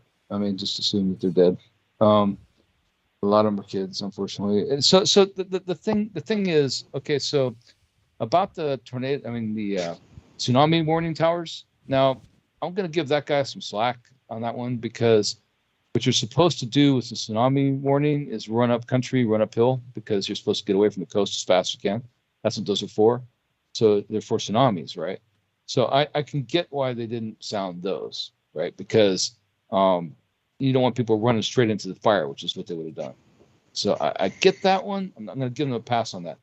But there was no emergency broadcast system stuff, and the whole time, all these days on the radio, there was no emergency broadcast system anything. It was like regular radio, and then every like hour somebody would say something. Oh, you know, the whatever's happening, try to meet up at Napili, blah blah blah, for whatever, you know. And as far as like FEMA and all those guys, so the governor didn't declare an emergency for 2 days. That's effed up. So that's 2 days that there's no help on the way. And Oahu's right across, you know, it's 90 miles away. They could have sent helicopters and ships and all that stuff, right? So that didn't happen. And then that delay really hurt. And then people from Molokai and whatever took their boats over and just went totally Rambo and came over here and delivered like fruits and vegetables and food and all that stuff to people on the shore in Hanakauai, where I'm at. And people from up country brought their like farm stuff down, fed everybody. And, you know, now it's a whole different issue. Like, it's great. We have Chef Andre from World Kitchens down the street from where I live, feeding people and all that stuff. So, I mean, they're on it now, but nobody knew what was going on because there's no information being shared. There was no emergency broadcast system signal. There was no order to evacuate. There's nothing like that. You know, people didn't know what was going on. All you knew was the island radio, what people, the rumors, right? People spreading. Or they call it the island radio, just what people say to each other that spread. And so we got help from the people here initially, and then we didn't know what FEMA was doing because we didn't have any way to know. So it turns out FEMA was setting up like down the road, but people had no way of knowing that. And so now we have like you know, they're setting up financial help and all this stuff for people, and they're giving them $700 a month. Free, you know, just sign up and get that for like food and stuff while this is going on. And there's other stuff going on. People are able to go to the hotels now, live in the hotels. People are displaced, but it wasn't on the radio. So they call it EOC. I'm a member of the EOC team actually, for Maui, and they never talked to me. You know what I mean? So it was a huge failure. Emergency response team basically is what that is. And nobody, no, it was horrible. Yeah. They didn't count on not having communication, right? They didn't count on that. So when there's no communication, like the radio towers were burnt, the fiber was burnt, the cable was burnt, the cellular towers died because the batteries died, right? There's no power. And so there's no communication. And instead of having it already pre-set up to where you had like wind runners, you know, Indian runners to go run between sites when necessary, where there was communications, they didn't have that set up at all. And then people who did leave couldn't come back, so they were stuck over there in Kahului if they left, right? They couldn't get back in without some kind of identification or way to come back to emergency responders. So it was a major fail on everybody's part in that sense. Well, yeah, I'm still like stuck on. I can understand the kind of heat that comes out of a forest fire. No, I mean, so how fast, much, dude. It's so how much fast. Like, grass? it's so fast. What I'm saying is, how much grass could there be to cause such an intense incineration of boats out in the water? I mean, it's just literally. It's beyond my ability to comprehend. I don't get that part either. Like the grass on the hillside coming down, I get that. It's like waist-high grass. So it's fueled the fire coming down in town. I get that completely, right? And that was because they got rid of the sugarcane fields and they put that savanna grass from Africa in there, and that's what fueled the fire, and the winds were so high. Sure, I get that. But once it got into town and started burning these old houses, and sure, it's burning this old wood and stuff, I get that too. But what I don't get is like that napalm effect I'm describing, how it blew way out to sea, like you're describing, like way out, dude. like way out. It wasn't. It was far. It was far. See, it wasn't like in my mind. Listen, in my mind, I understand grass. I understand a grass fire, but at the point that fire is so intense like that, it's literally burning up the fuel of the fire itself. There's nothing. Once the grass is gone, what else is burning? it's burning buildings. Yeah, it's burning all the stuff along the waterfront. So Front Street. So when Front Street burned, it was the wood of the buildings in Front Street that fueled the fire, and that those gusts of wind I'm describing. See, people are not getting the wind thing. They aren't getting it. They think it's like just these 40 to 60 mile an hour winds. No, dude. It was like, that's what I'm talking about, this dragon's breath. It was like these tornadoes, man. It was like, it was like these, that's what I don't know how to describe it. Saying. You know, I mean, that's it was what a I'm firestorm. I've actually dug around a bit on the internet and seen pictures of, like people managed to get live footage with their cell phones and stuff. And I've never seen anything that looked like that. Even the pictures in Lahaina, like, there's like embers and flames actually just blowing up the street. That's what I mean. See, this is what it was so weird looking. This is what I can't grasp. And fast, dude. Like I said, like a quarter mile a second sometimes. They say 100 yards per minute. But that's not accurate. It was faster than that. Dude. It was way faster than that. What is the fuel that's burning in these tornadoes? What is making flames go up in the air and spin around? What I'm saying is, the grass, when the fire comes down the hill and the grass burns, once that grass burns, there's nothing left to burn. It's not like a forest fire where there's millions of trees that are just torching. You know what exactly. I mean? That's why I was asking about the chemtrail things. You know what I mean? Like, what's the accelerant? It just seems like it keeps burning and burning and burning. That's what I'm wondering. I mean, that's the thing that's. I was trying to come up with something that would make some kind of sense. That's what's got me baffled, Epic, is that I understand the buildings got burned, but they were literally incinerated from the heat of whatever was going on. That firestorm is the only thing I can describe it as, but it seems like there would have to be some other thing making it burn to incinerate something in that way. What our listener Ronan said is it became a blast furnace, and yeah, that's right. I mean, that's exactly right. Like, so, from the people who I talked to who were there, that were in the water, it was like a dragon's breath, right? That's how I describe it. Like, it would stop for a second, and then it would just be like this gust would blow. That's what you should like call a dragon breathing fire. Like, that's what you should call your book, dude. You should call your book "The Dragon's Breath."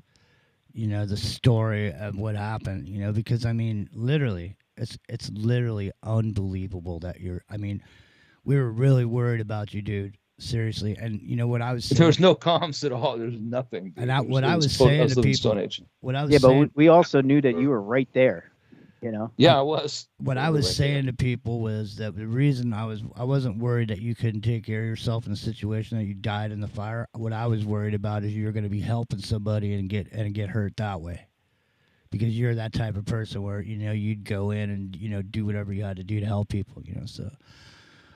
I mean, it's an intense situation. Bruce, Trish, or Rio, do you guys have any questions for the Journeyman? Well, it's still burning over there too, right? There's still active fire. It's out now. It's out. They're letting people pass between. So now there's no checkpoint. You can go back and forth between and South Side Island easy. So you can go from Lahaina into Kihei or Kahului and back. There's cones, but they don't stop you. So all the fires are out on Maui?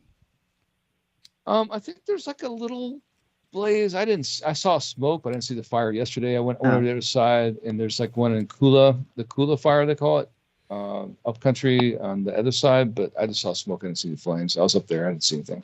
I went there to go check on another site, and yeah, it seemed okay. It's small if it is a fire. So it's not bad. There's nothing on the west side. The west side's all right.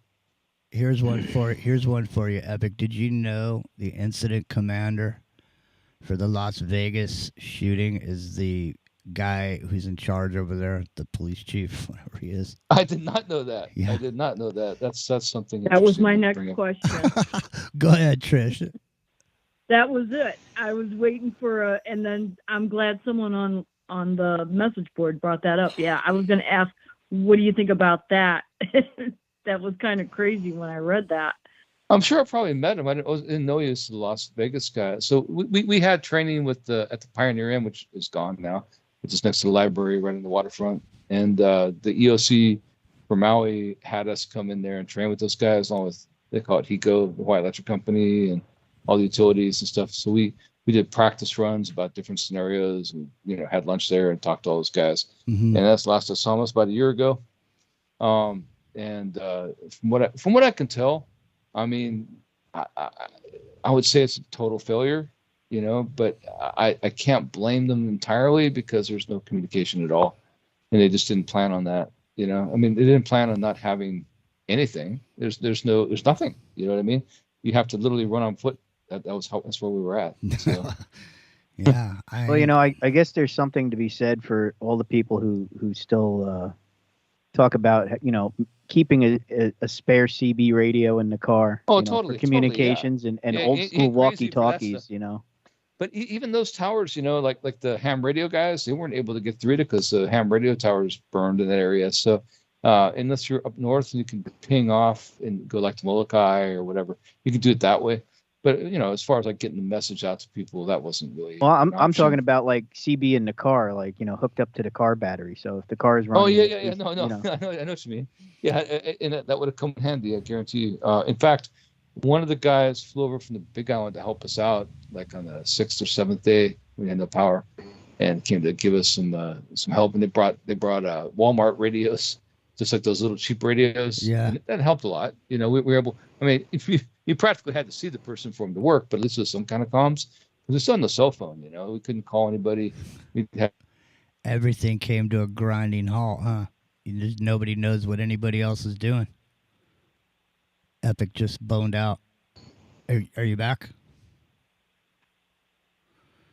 Bruce, give out that number while we have a moment. Ammo and guns, or there whatever, you are. and food, and there you are. Getting out of town. You faded out. Oh, I faded. Yeah, right of course, before I'm talking about getting prepared. Yeah, when I'm talking about getting prepared, I was saying the things that people think about. All those things matter, and all the survivalist kind of creed stuff comes into play here. You having to go bag and being ready, but I don't think everybody's really thought through the communication thing, and this really shows it. So, what you need is a rendezvous point when there's no communication, so we can go old school smoke signal radio, Indian runner style. Go to that place and have people go back and forth and bring messages, and get your help list together and that kind of thing. Because that's what ended up we needed. We had no way to we had no communication at all, and so the only way we got it was through those radios we had that barely worked, or mano a mano, going to the other side and talking to people. But it was so trippy, man. The other side of the island, everything was totally fine. Like nothing changed at all. They have their cable TV, life's good. They can vacation for the vacations, everything's fine. But once you turn that corner to come to the west side, it's the Stone Age. Rio ran some reverse speech on your governor when he went to the when he went to the UN. Rio, just recap for the Journeyman what you got off of the Governor Green over there. Oh yeah, it was. Actually, I think I still have it open here. It says Lucifer's law illuminates us, and the AI we'll live in will beat this life. It says there's been a hunt, and all I see, my soul witnesses it. So that was a short clip that I had gotten from the UN speech that he gave. That was actually the thing I mentioned before about somebody else. They brought that particular thing up, and that was I think it was July 7th. So it was 7/7. Yeah.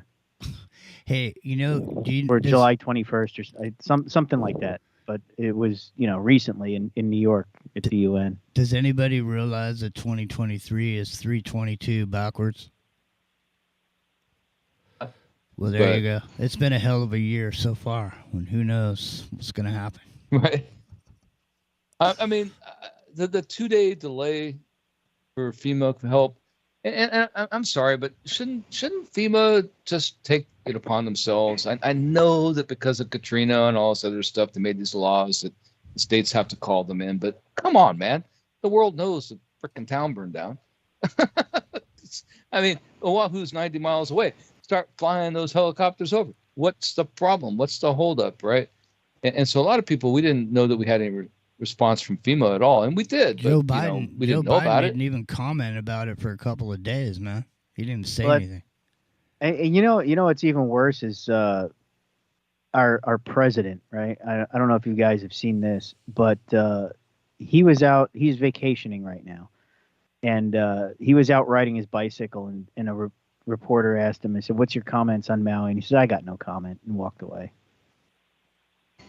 Like, I would like to yeah. say I saw that, but it didn't. We had no comments. Like right? So we he didn't see doesn't that. even care. And then he went and sat on the beach with the boys.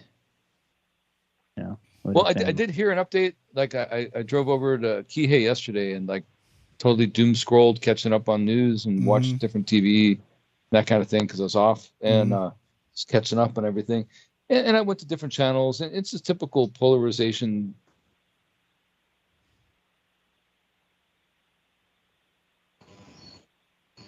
Oh, he dropped again.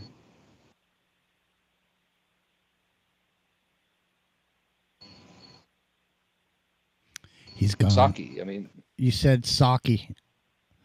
Nagasaki. Yeah, the frickin' town is gone. It's Nagasaki. And so, you hear me now? Yeah, I put those pictures. Yeah, up. no, and that's the thing that's the thing people need to know. Like, forget the politics of this. I mean, the scale of this is you have to see it to believe it, man. No, I mean, you do. I mean, I know. It's like it's completely gone, dude. It's completely gone. Like Nagasaki fared better than Lahaina. Hiroshima fared better than Lahaina. I was in Baghdad. Baghdad's way better off than Lahaina. You know Well, what I mean? my point about this is the politics of it, Epic, is that like everybody's watching it on the news, but you're saying like you didn't even know about the FEMA response, and there's We had no comms, there's right, we been had no no comms. comments or government response for it. I mean, maybe there is now, but as it was going on, they were just like, something's burning over there. Okay, whatever. Yeah, like the only thing they said. is it was give it was very nonchalant. Like they just other situations happen and people are right on top of it, and this is going on, and like everybody's just looking like, okay, they'll put it out. He goes, You know, "Oh yeah, like- we'll give you $700." Yeah, month, yeah. You hear- Well, yeah, like yeah. That's and horrible. That's if you got the message, right? So our view of it over here was we didn't have any comms, right? So unless somebody told you about it, you didn't know anything. So even if FEMA was supporting, and they were in Lahaina, mostly looking for bodies and stuff. But we didn't know about it where I'm at. You know what I mean? There's no message and nothing on the radio. I mean, this whole thing about there being no emergency broadcast system, like the radio stations should have been 24/7 telling people what to do and where to go. That didn't happen. They just played the typical Hawaiian tourist music and whatever they were doing. It was an epic failure, man. It was horrible. I mean, what the F, man? People are going wherever they can for information because we have nothing over here except maybe the radio. You turn on the radio and it's just got music playing. I mean, talk about just a total fiasco. I mean, that's what it was, man. Nobody had any information. The only information we got was what people brought back with them when they came from the other side. If they could get back through. And like I said, most people couldn't get back through. Once you left, you couldn't come back. They had it blocked off for 10 days. Yeah, It was terrible. I mean, other than Have like, you- safety of the public, do you think that was intentional to keep the situation under wraps?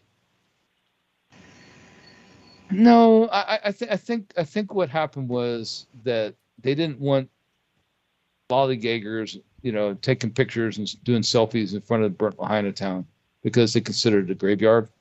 There's a very, sincere local idea about that, and it did burn like the actual graveyards. And there's a reason for them, that they had to go take care of that and find all the grave sites. And then the actual town was basically a grave site. Yeah. That makes sense, I guess. Yeah, that incident commander was saying on one of the reports that all these people, the reason they started blocking people and keeping them out was because They didn't let them in. a bunch of Yeah. a bunch of people showed up and they were standing right on people. It was ashes, but they didn't even realize they were standing on a person. and they were just traipsing all through, these people that were, burnt to a crisp. And so that's when that incident commander, they put up some dust thing they called a dust wall, and it was this giant screen that was there to keep people from being able to see over the screen into the scene where everything happened.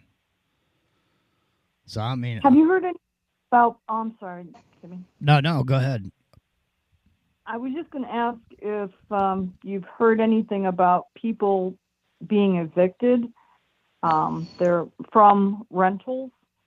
And actually, they're moving them into the hotels. Like, so Hanakauai Beach Park and the Pili and Fleming's and S-Turns, people are familiar with those things.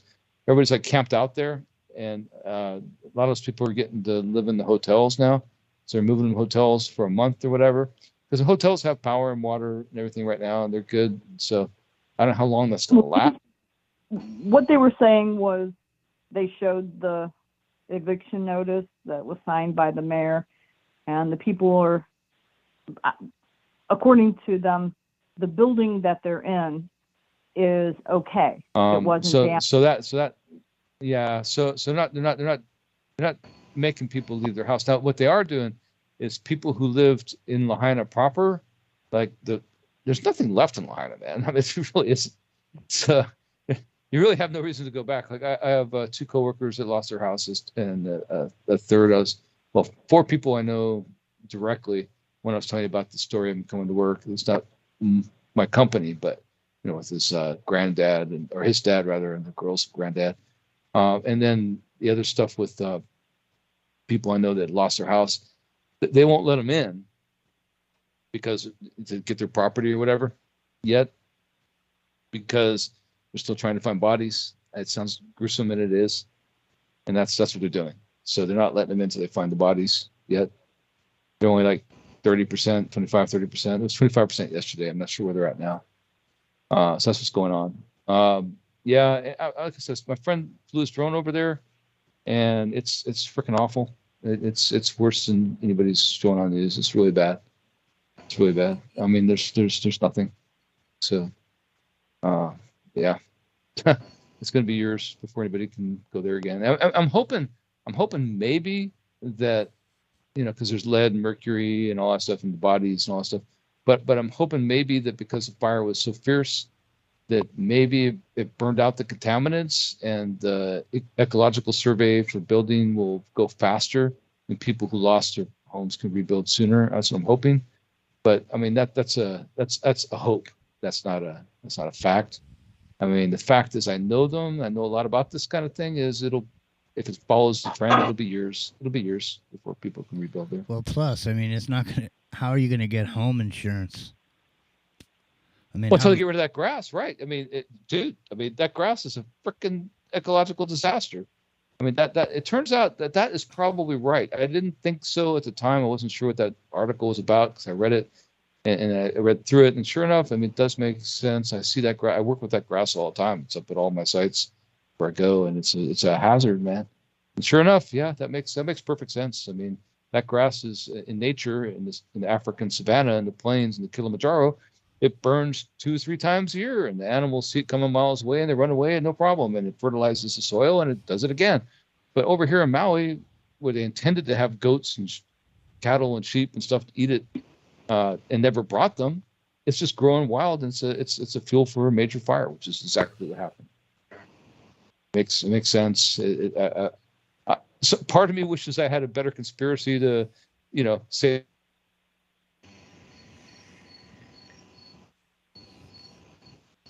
You faded out, man. That is what happened. You faded out right at part of me wishes I had a better conspiracy. Good. It's always the best parts. No, I was saying I wish I had a better conspiracy theory, but the grass really is the cause, I think, in the wind. I was out in it, and yeah, that wind was something else, man. It was something else. I mean, but there's no explanation for the dragon's breath going over the water. There's no explanation for there being. That's almost like mystical. I mean, it's a flame. That's not logical. How does a flame fucking ride the wind?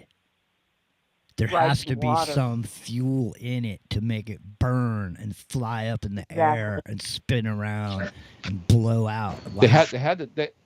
they had to dive underwater, like dive underwater, like dive feet underwater, like dive in the bottom of swimming That pool to ain't get out of it. natural. That's not That natural, ain't man. What? I mean, I don't get it. I don't know, man. That's some third world shit right there. Well, I don't know, man. It sounds like an atmospheric anomaly, like some hole opened up somehow, some ionospheric pipe opened up.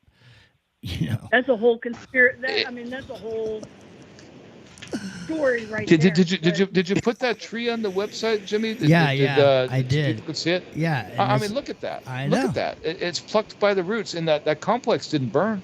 That the wind picked Literally, that huge tree out of the ground it and literally crushed those looks- cars. dude. And I mean, if you looking at that picture, if you look close at the tree, there's a car in there. Yeah, there's a car in there. Yeah, exactly. It's almost I like wanted to make sure I got a picture of it before they cleared it. They cleared it the next day, so I'm glad I did. it's like God flicked his finger and just. Yeah, totally. Like a giant grabbed it by the roots, just threw it down on those cars. Yeah, absolutely. And there's no burn damage. There's nothing. The fire didn't touch that part. The palm trees are still standing. Now across the street, you don't see this in the cross street. All those power lines are down on the ground across the street. They all blew down. And like the power lines miles away just snap like twigs. I mean, snap like twigs, dude. Like toothpicks. You know? I mean, what does that? What does that? You know what I mean? Tornadoes do that. Tornadoes do that. Exactly. Tornadoes do that. Right. And, So, and I mean, nobody's when you're talking about that. the tree and stuff, that's like, and you're saying that it was like tornado winds. To me, that's not crazy because I'm in tornado country. So when you're saying, and this tree is just like twisted and it's out, it's like, yeah, that's what tornadoes do. And you've Plucked already right out of the explained- ground. Yeah. Yeah, I mean that's not a big, to me, being in tornado country. To me, that's like, yeah, that's not a big deal. I'm still trying to figure out how flames go across water, and people are diving underneath. That's crazy. I've never heard of that. But the tree being torn out, that's tornado weather, and you can have a house with completely gone, and the house right next to it is perfectly fine. That's tornado. Okay, so I mean, And then it's possible yeah. that's what you guys had of some sort. If you had what are they called? You call them water funnels that come off the water ocean? spouts. Water spout. Water spouts. Yeah, okay, water yeah. spout. No, those. When I left at 4:50 p.m. to go home and take a nap, there was a report of a water spout in Lahaina. Zombie Wolf in the chat said he's from or she's from Oklahoma, and they've seen fire tornadoes burn straight up 100 feet. Now I've never heard of it. And Lots of people were describing. No, what's the people are describing that. accelerant? Yeah, it looks like a water spout, but it's a fire spout on land. Right, so I've seen footage of fire tornadoes. They're pretty weird looking, man. So Pete, the tow truck driver, was telling me that that's what he saw. He was still in Lahaina town before it came down the hill.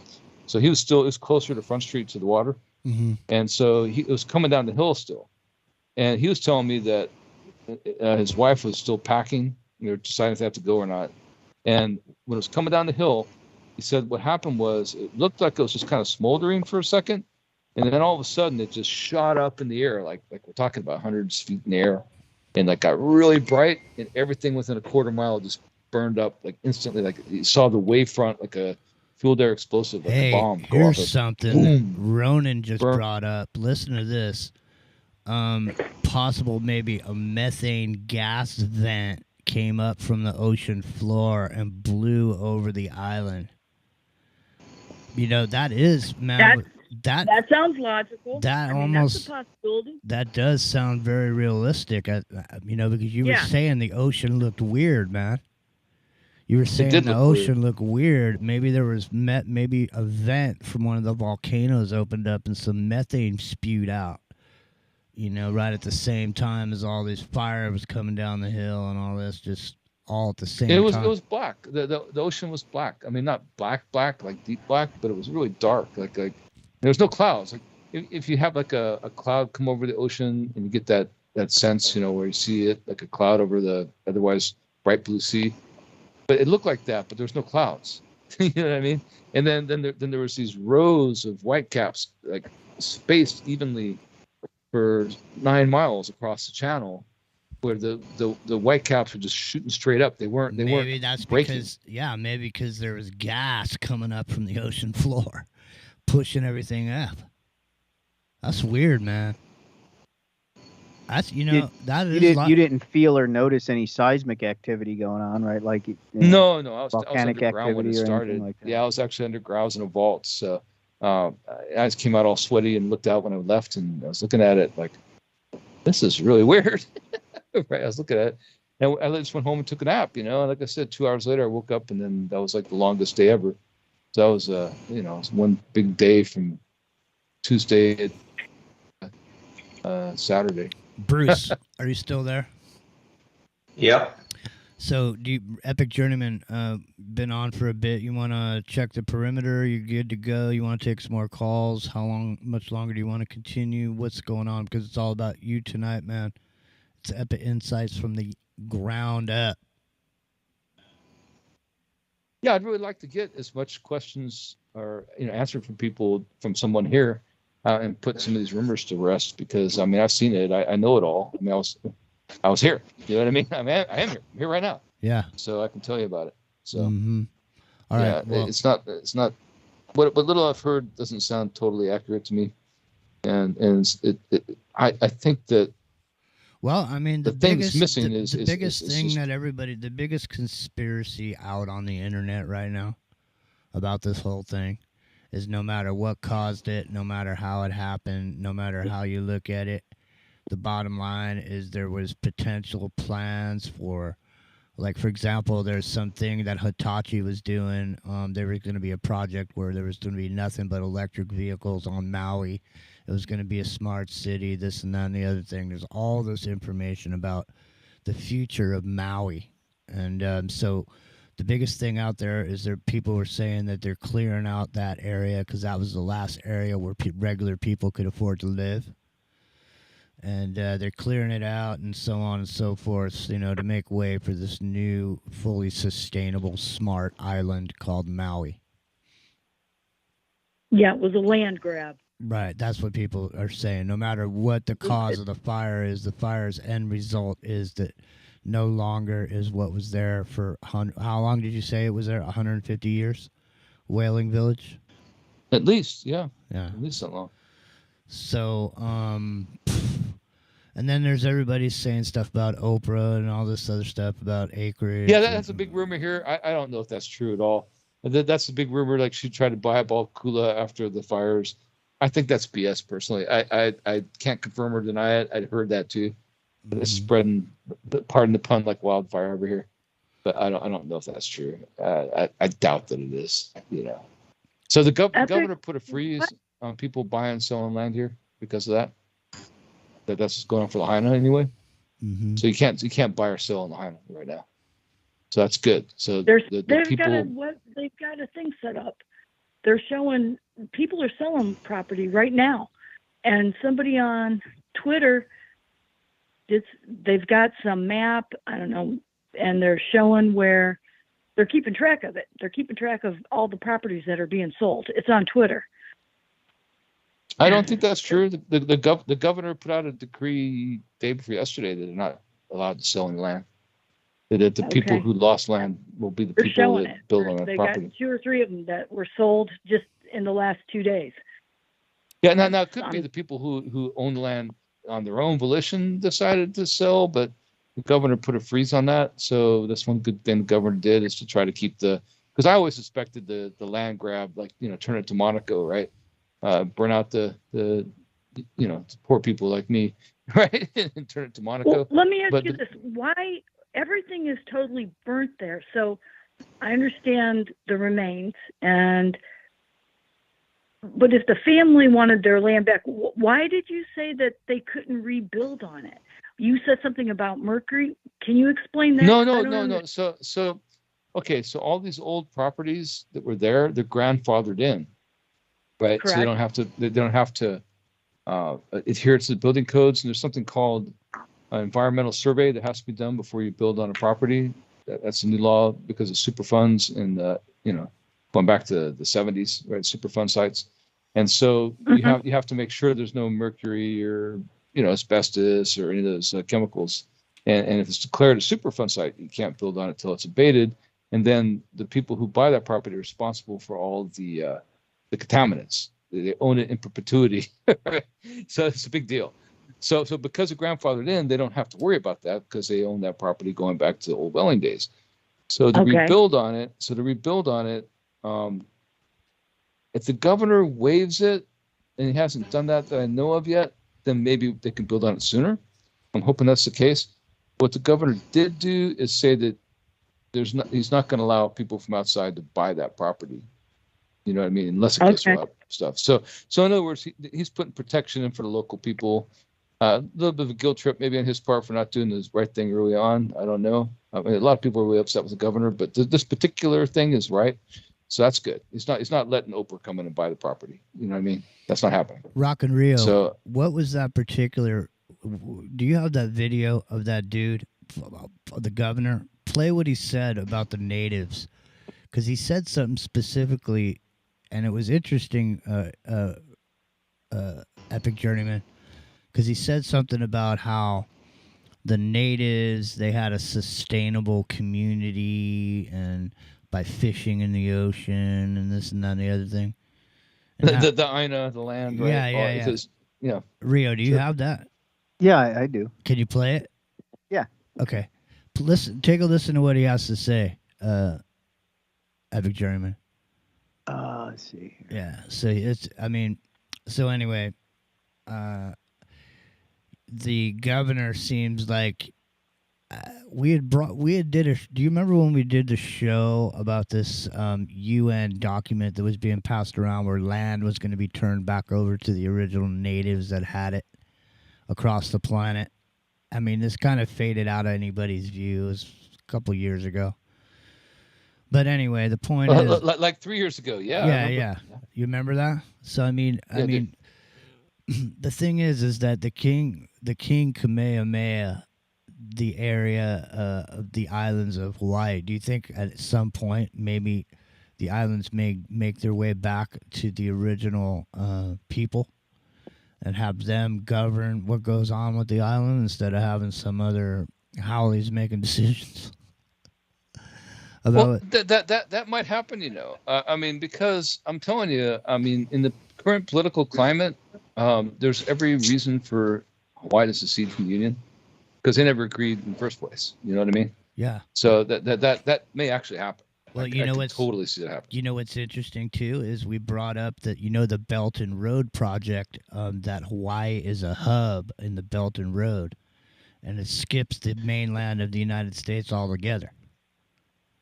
And the plan for 2050 for the Big Island, for Oahu, is big port changes to accommodate this Belt and Road. Did you find that video? Go ahead. Yeah, I got it. Go ahead. Yeah, go ahead there. I'm not checking the perimeter, but I'm checking the area where I'm at. Yeah. I'm at my work right now. I'm upstairs. No worries. Go ahead, Rock and Reel. Let the governor have his day. In the old days, decades, generations, and even centuries ago, thousands, if not hundreds of thousands of people lived in Hawaii and had a sustainable culture for food. And that was something that we still recognize. To that end, we have done some things, and we hope to be able to share this much more in time. One is the Aloha Plus Challenge, which is a data-driven approach, which we can share with our states and with anyone who feels that it would be helpful to track the SDGs, to make sure that we embed them in all of our policies. So yeah, he was doing a whole speech on to sustainability. What is SDGs? Sustainable development something? G? Yeah, What's the G stand for? I'm not sure, actually. Who the hell knows? Hold on, I'm trying to find this other thing for Epic, which was the Hitachi thing. So I wanna play the Hitachi thing for Epic, because I don't think he heard it last night, but I have to deal with a whole situation. No, I had no internet yesterday. Yeah. I'm at Starlink at work right now, and I'm just sitting here hoping that the guys don't come in from one of the other sites. Hey man, what you doing? Yeah. No worries. Just mute up. Should be all good. Yeah. Put your earphones in. Hey, it's Philip K. Dick who's about to give a speech. Hold on a second. I'm trying to find this thing from yesterday. The reality distortion field. Nice. Yeah, hang on. I'm about to hang on. Jeez. I want to find this thing, this Hitachi project, because Hitachi teamed up with Maui, and they were going to put this whole. Hang on a second.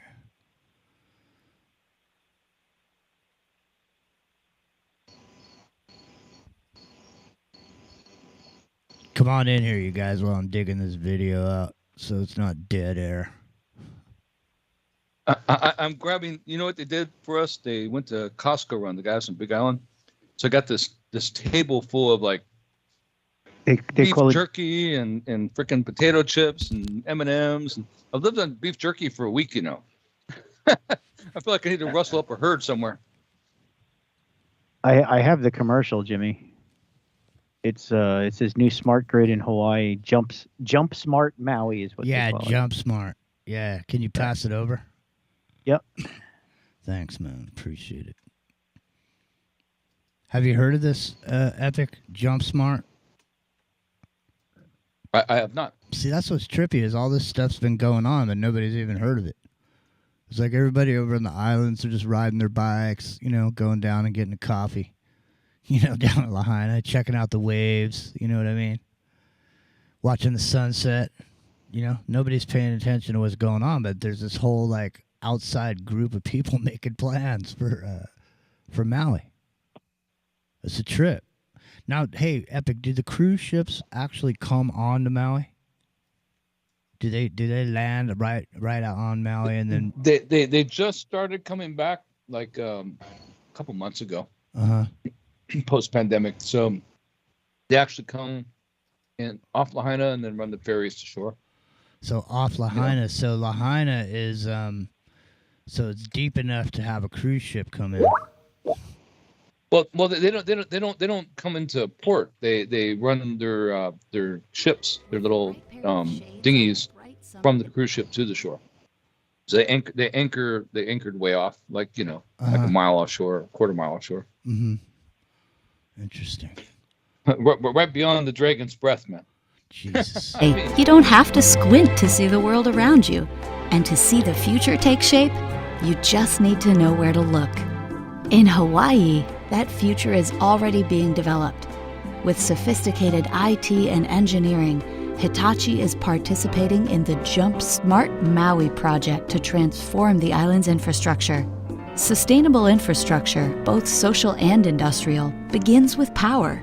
By leveraging wind and solar energy, we've started to reduce CO2 emissions and are helping Hawaii work toward its goal of obtaining 40% of its electric power generation from renewable energy sources by 2030. Using Hitachi's smart grid technology, we can supply and distribute energy and resources to an entire island. But you don't have to be on the beaches of Maui to catch a glimpse of just how truly bright the future is, so we can all enjoy sunny summer days for generations to come. So I guess the new smart grid will be going in place of the old tacky telephone line grid that used to be there. Now it'll be nice underground. So Epic Journeyman, are they making a call to have a bunch of people come out and work to try to get everything back together, or is that even starting, or are they even trying to put anything up, cables or poles or anything? Has anybody arrived, some linemen and this No, we were talking about this today. Nobody's seen a single, like cable truck for Spectrum or anything. What we've seen is a lot of HECO, Hawaiian Electric, some big caravans of that stuff. So power's getting restored everywhere. Mm-hmm. But as far as internet, fiber, and stuff like that, no, not one. So my guess is, since I haven't started yet, it's probably gonna be months before we get, internet here again. Like as far as cable and fiber. Starlink is the way to go. Unfortunately, as you can see, Starlink does drop out from time to time. I don't have it aligned perfectly. I can't because of the way the building's set up.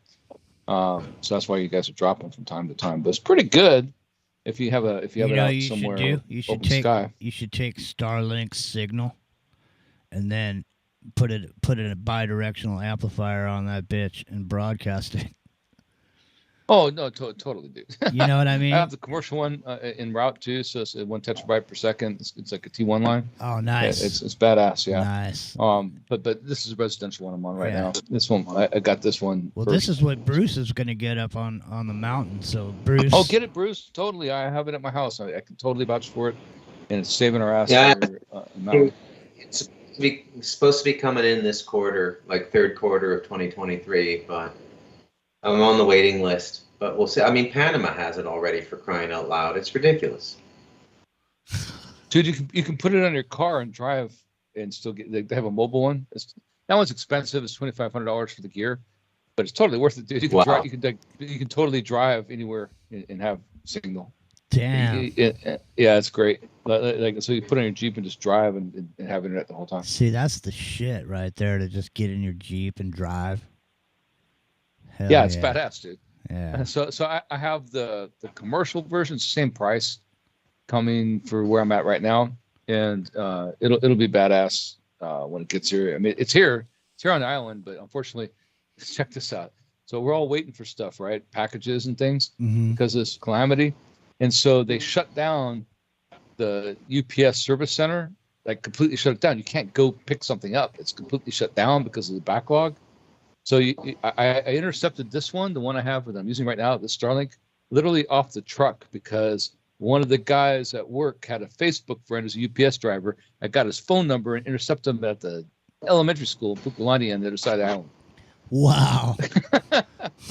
So there's some stories for you, right? See? What we're doing to get this shit together up here.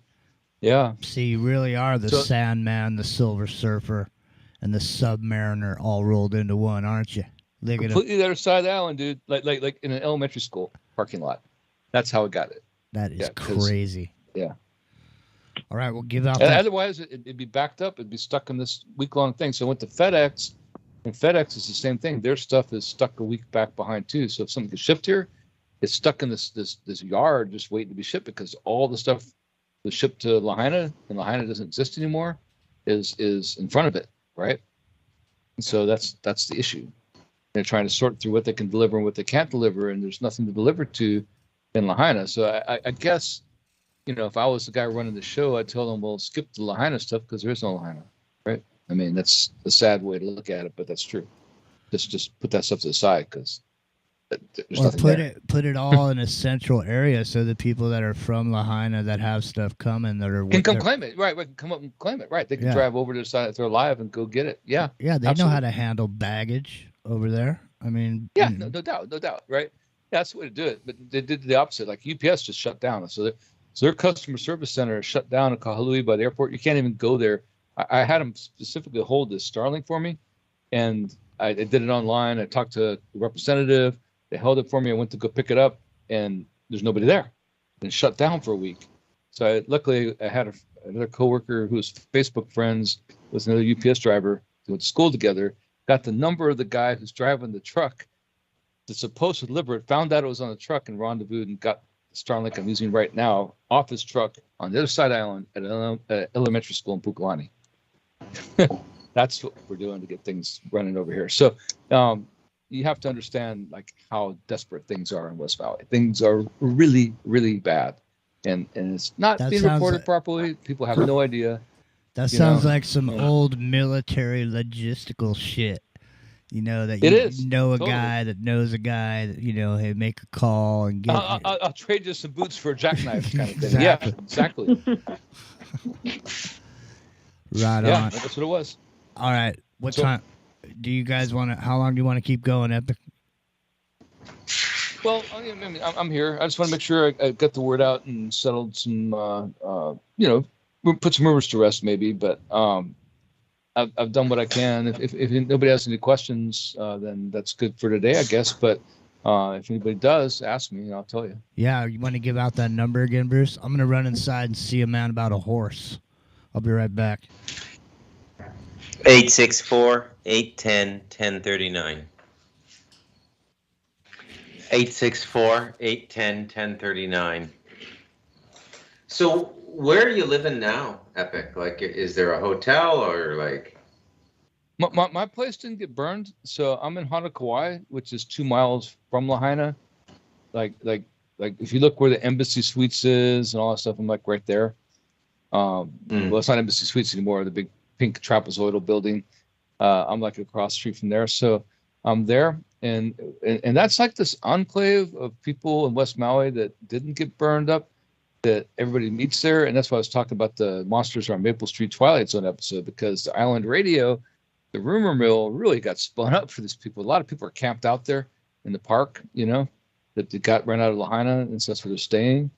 And yeah, it's running rampant, man. These rumors, like they thought the FEMA camps were coming, they're going to ship them off. There's not going to be any water, all these crazy things, man. I can tell you, I know the opposite because I work in that place, right? So I know the situation. And I was trying to tell them, no, that's all bullshit. That's not happening. They're trying to put their fears at ease there. Yeah, but and there's some people who did it on purpose, like to loot places and stuff like that. We think, that is a real thing. I mean, I don't know anybody got looted, but there's stories that people are telling people to evacuate just to go loot their place, and that's probably true. And that's the kind of thing that like this Monsters on Maple Street rumor mill was doing. Some of the people spreading those rumors were probably trying to take advantage of the situation and get into people's places. So I did my best to squash those rumors, quell them, because it's not true. And actually, like as far as like people talk about the water, like the hydrants and stuff, the hydrants didn't run dry, man. They didn't run dry anywhere except Lahaina proper. And that's you got to imagine that's a wildfire coming down the hill. Of course it ran dry. There's only so much water in a tank, you know what I mean? So when the whole town's on fire. What is the total population of Maui? I think it's 140,000. I'm not sure. It used to be 25,000 back when I lived here in the 80s. And there was 100,000 tourists at any given time. And I think they kicked off 45,000 tourists in the first couple of days this time. And I think the population is somewhere around 60,000. Don't quote me on that. But this side of the island is 14,500 in Lahaina town proper. And it's about that much where I'm at. And then, it's the pockets of people. So it adds up. Most people, population-wise, live on the other side of the island now because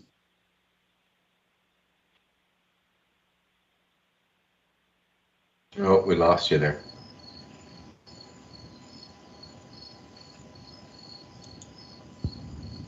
No, you're gone. You back?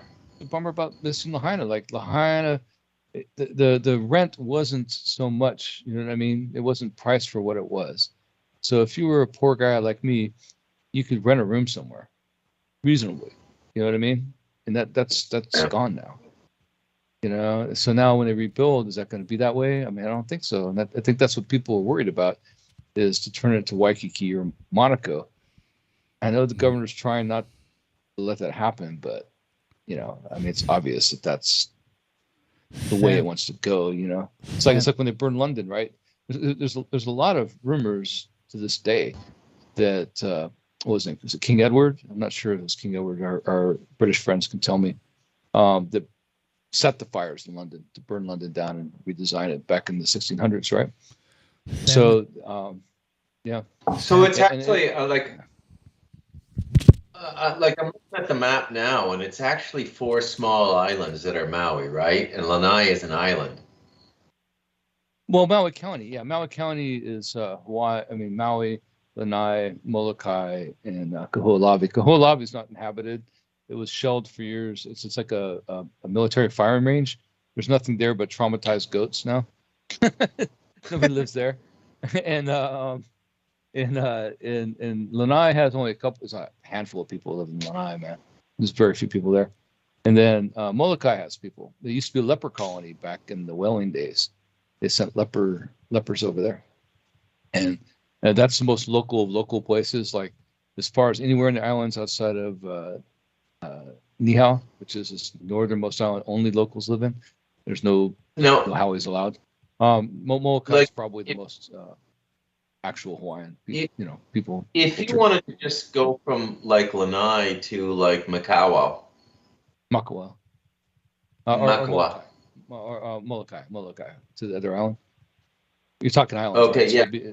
I mean, could you? I'm looking at it. It says I'm looking at the measure here on Google Maps, and it says 10 kilometers.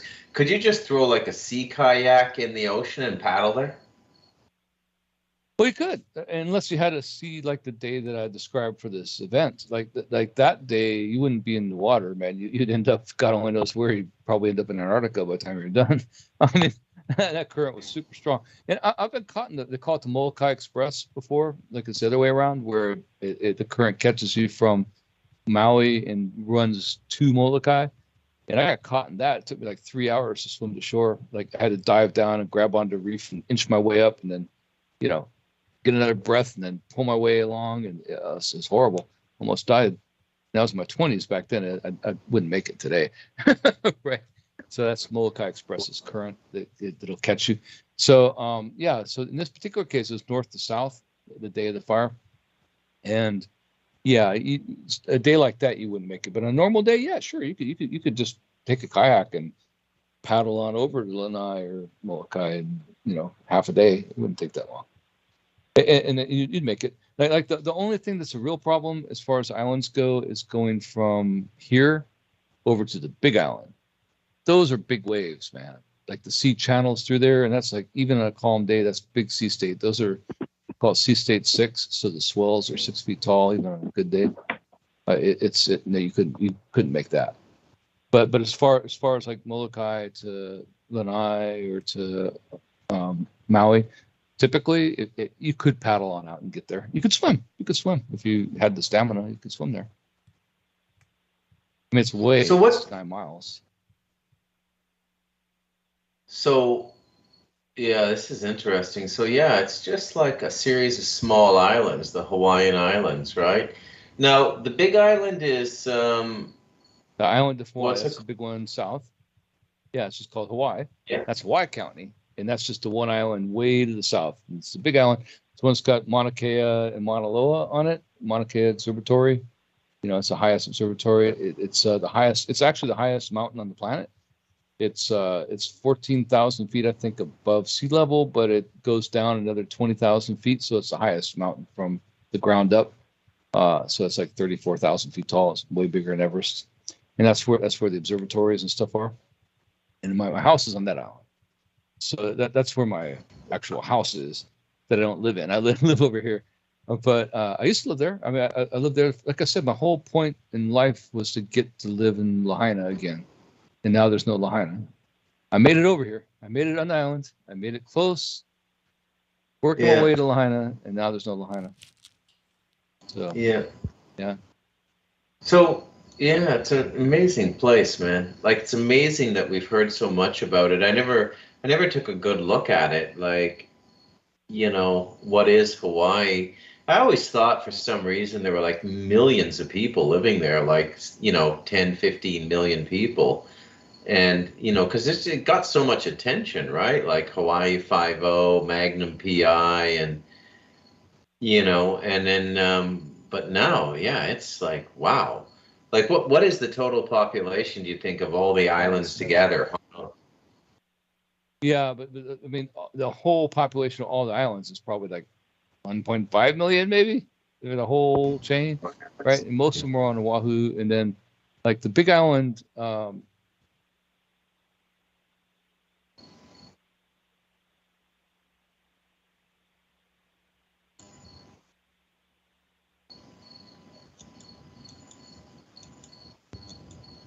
Yeah, we lost them.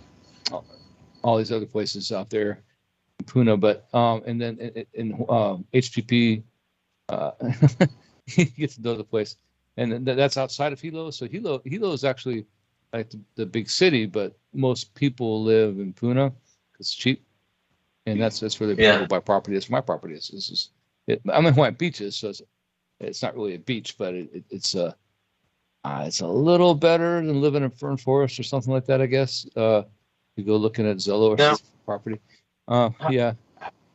how long is the flight from, let's say, like San Diego to Hawaii? Is it about 12 hours? Five. No, it's 5 hours. It depends which way you're going, because the winds are faster one direction than the other. So it's 5 hours generally over and like 6 hours back, something like that. It's not that far. I'm going Wednesday actually to I was going Wednesday to San Diego. Work might make me stay. I don't know, or I might just stay because I volunteered to stay because I need to sort things out here. But So the greater I was originally distance, going there. like, so how long would it be to fly from Honolulu to Tokyo?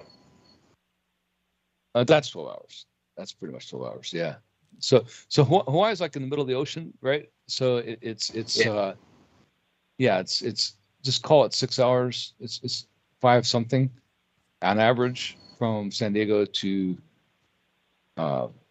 Maui, and then or to Honolulu, and then it's like it's pretty much 12 hours to Japan.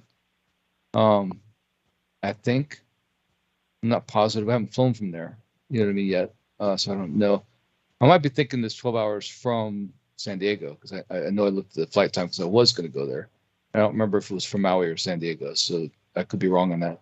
But I know it's 12 hours from one of the locations. It might only be 6 hours from Hawaii. I think it's 12 though. Okay.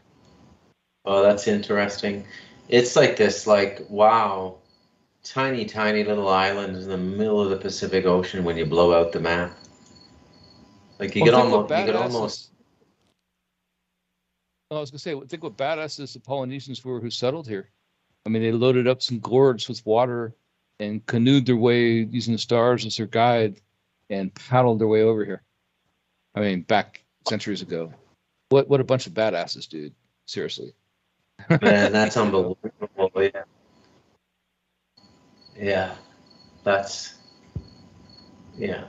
something. All right, guys, I gotta pack it in, man. Night, Bruce. Well, if I go, you go. Yeah, and I gotta go. I gotta go too. So thanks, everybody. Thanks, Trish, for calling in. Appreciate you. Appreciate the calls. Appreciate the show. Thank you. Glad that everything's going to get better over there in Hawaii, I hope. Hopefully soon. Yep. Good night, guys. It's something else. Good night, Trish. Hey, good night. All right, Epic Journeyman. You are the Submariner, Soundman, and Silver Surfer all rolled into one. You got caught in the Molokai rip current. Express. Yeah. Jesus. I did. Actually, I did. Next thing you're telling me, that really happened to me. Fighting off snakes in the jungle on your way to work tomorrow. Well, there ain't no snakes here, but I did run into that big centipede. I know. Jesus. You become one with the centipede, man.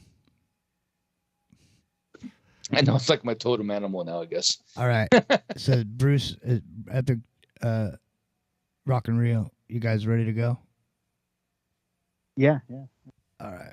Rock and Rio, you gonna come and do wake and bake in the morning?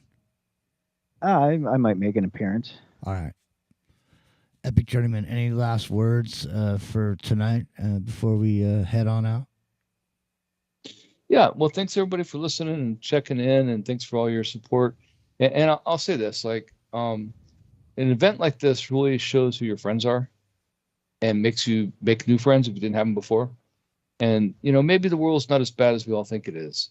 A situation in an event like this really brings out the best in people along with the terrible things that happen. And I want you all to know that I really appreciate you and I appreciate your support and help and kind thoughts. And, we're better for it because we come together as a people here because of this crisis. So it may happen to you someday, and when it does, we'll be here for you. So thanks a bunch. Yeah, and I just want to say, last night there was some mention about the things that make this show great, and no one mentioned that the Epic Journeyman was on it, and that's one of the things that makes Into the Microcosm great and a great show, and we really appreciate you, bro, and we really love you. So hopefully, we'll make that thing happen where we find a hotel and book a bunch of rooms and all get together for a big party over there. I was gonna book the Pioneer Inn. I really was. That was the place. I had know. it set up and everything, and it doesn't exist anymore. Jesus. But yeah. All right. In fact, like the Instagram thing of the boats burning for people who are out, the guy was in the water. That's exactly where our meeting place would have been, right there. Have you heard this guy? Have you heard of this guy, Oliver Anthony? It sounds like I need to be on a crutch, and ask for more porridge, please. No, I haven't heard of him. All right, hang on a second. Please, sir, could I have some more? This dude wrote a song, and it's gone berserko. And I'm gonna play it. We're gonna leave with it going out. This thing has gone crazy. Search this guy's name to find out about him. He's just a hillbilly from somewhere on the east. I think he's west, or he's north, or he's south of Richmond. And the song's called "Rich Men North of Richmond." All right. Nice. All right. Well, I apologize for making the Oliver Twist reference for him. So No, here you go. Here you My go. soul. it seemed appropriate. Here you go. Have a listen to this. I've been selling my soul, working all day, overtime hours for bullshit pay, so I can sit out here and waste my life away, drag back home and drown my troubles away. It's a damn shame what the world's gotten to for people like me, people like you. Wish I could just wake up and it not be true, but it is. Oh, it is living in the new world with an whole soul. These rich men north of Richmond, Lord knows they all just wanna have total control. Wanna know what you think, wanna know what you do, and they don't think you know, but I know that you do. 'Cause your dollar ain't shit, and it's taxed to no end. 'Cause the rich men, north the rich men.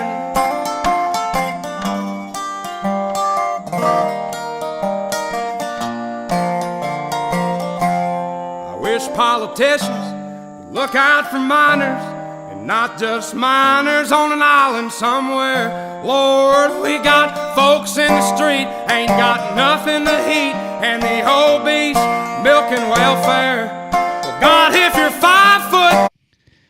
S90 is saying this dude owns 90 acres. Hold on, I got to see this. This dude owns 90 acres, has a giant boat. ATVs, and he knows nothing about poor. Yeah, it's funny because, they're passing this guy off as being like dirt poor or whatever. Like somebody offered him an $8 million contract and he turned it down. It's like, yeah, nah, that's cool. Thanks for the. No, man, I live in my hut in Maui. Yeah, no, he doesn't. I love S90. S90's been. Hey, what were you saying with S90 yesterday? Rio, you guys were talking about something here, and the conversation got away from it. And you never got back to it.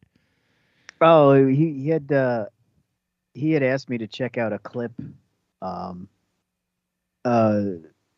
forget the woman's name right off the top of my head, but she had misspoke. Oh, the eating babies thing? Yeah, she said eat babies, and I did take a look at it on the side while we were doing the show, and it was something about eating the fruit to worship Mammon.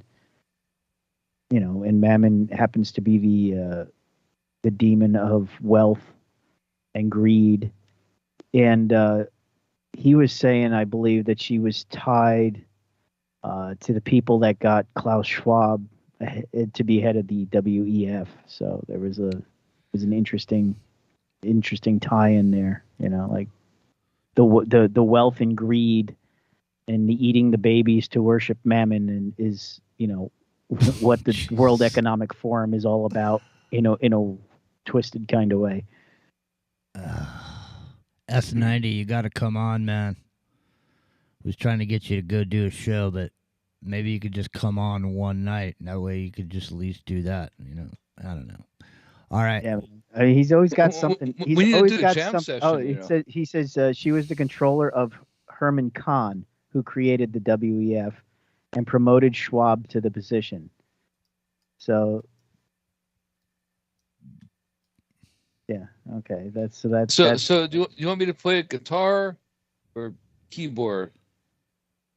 Somebody else can do drums. I don't have drums over here. Guitar. So let me play guitar. Okay. So we should set up a jam session one of these times.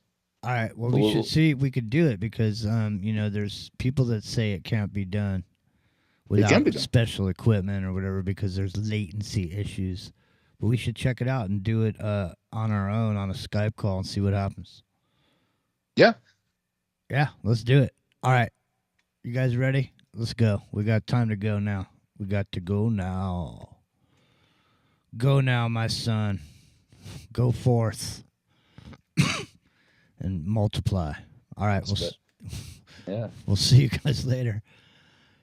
don't eat no babies. No. And hey, man, have a nice bonfire and, throw some No, don't have a bonfire. Well, yeah, I guess you're right. Yeah. Just saying. No beach. No beach. Keep it small. Yeah. Keep it small.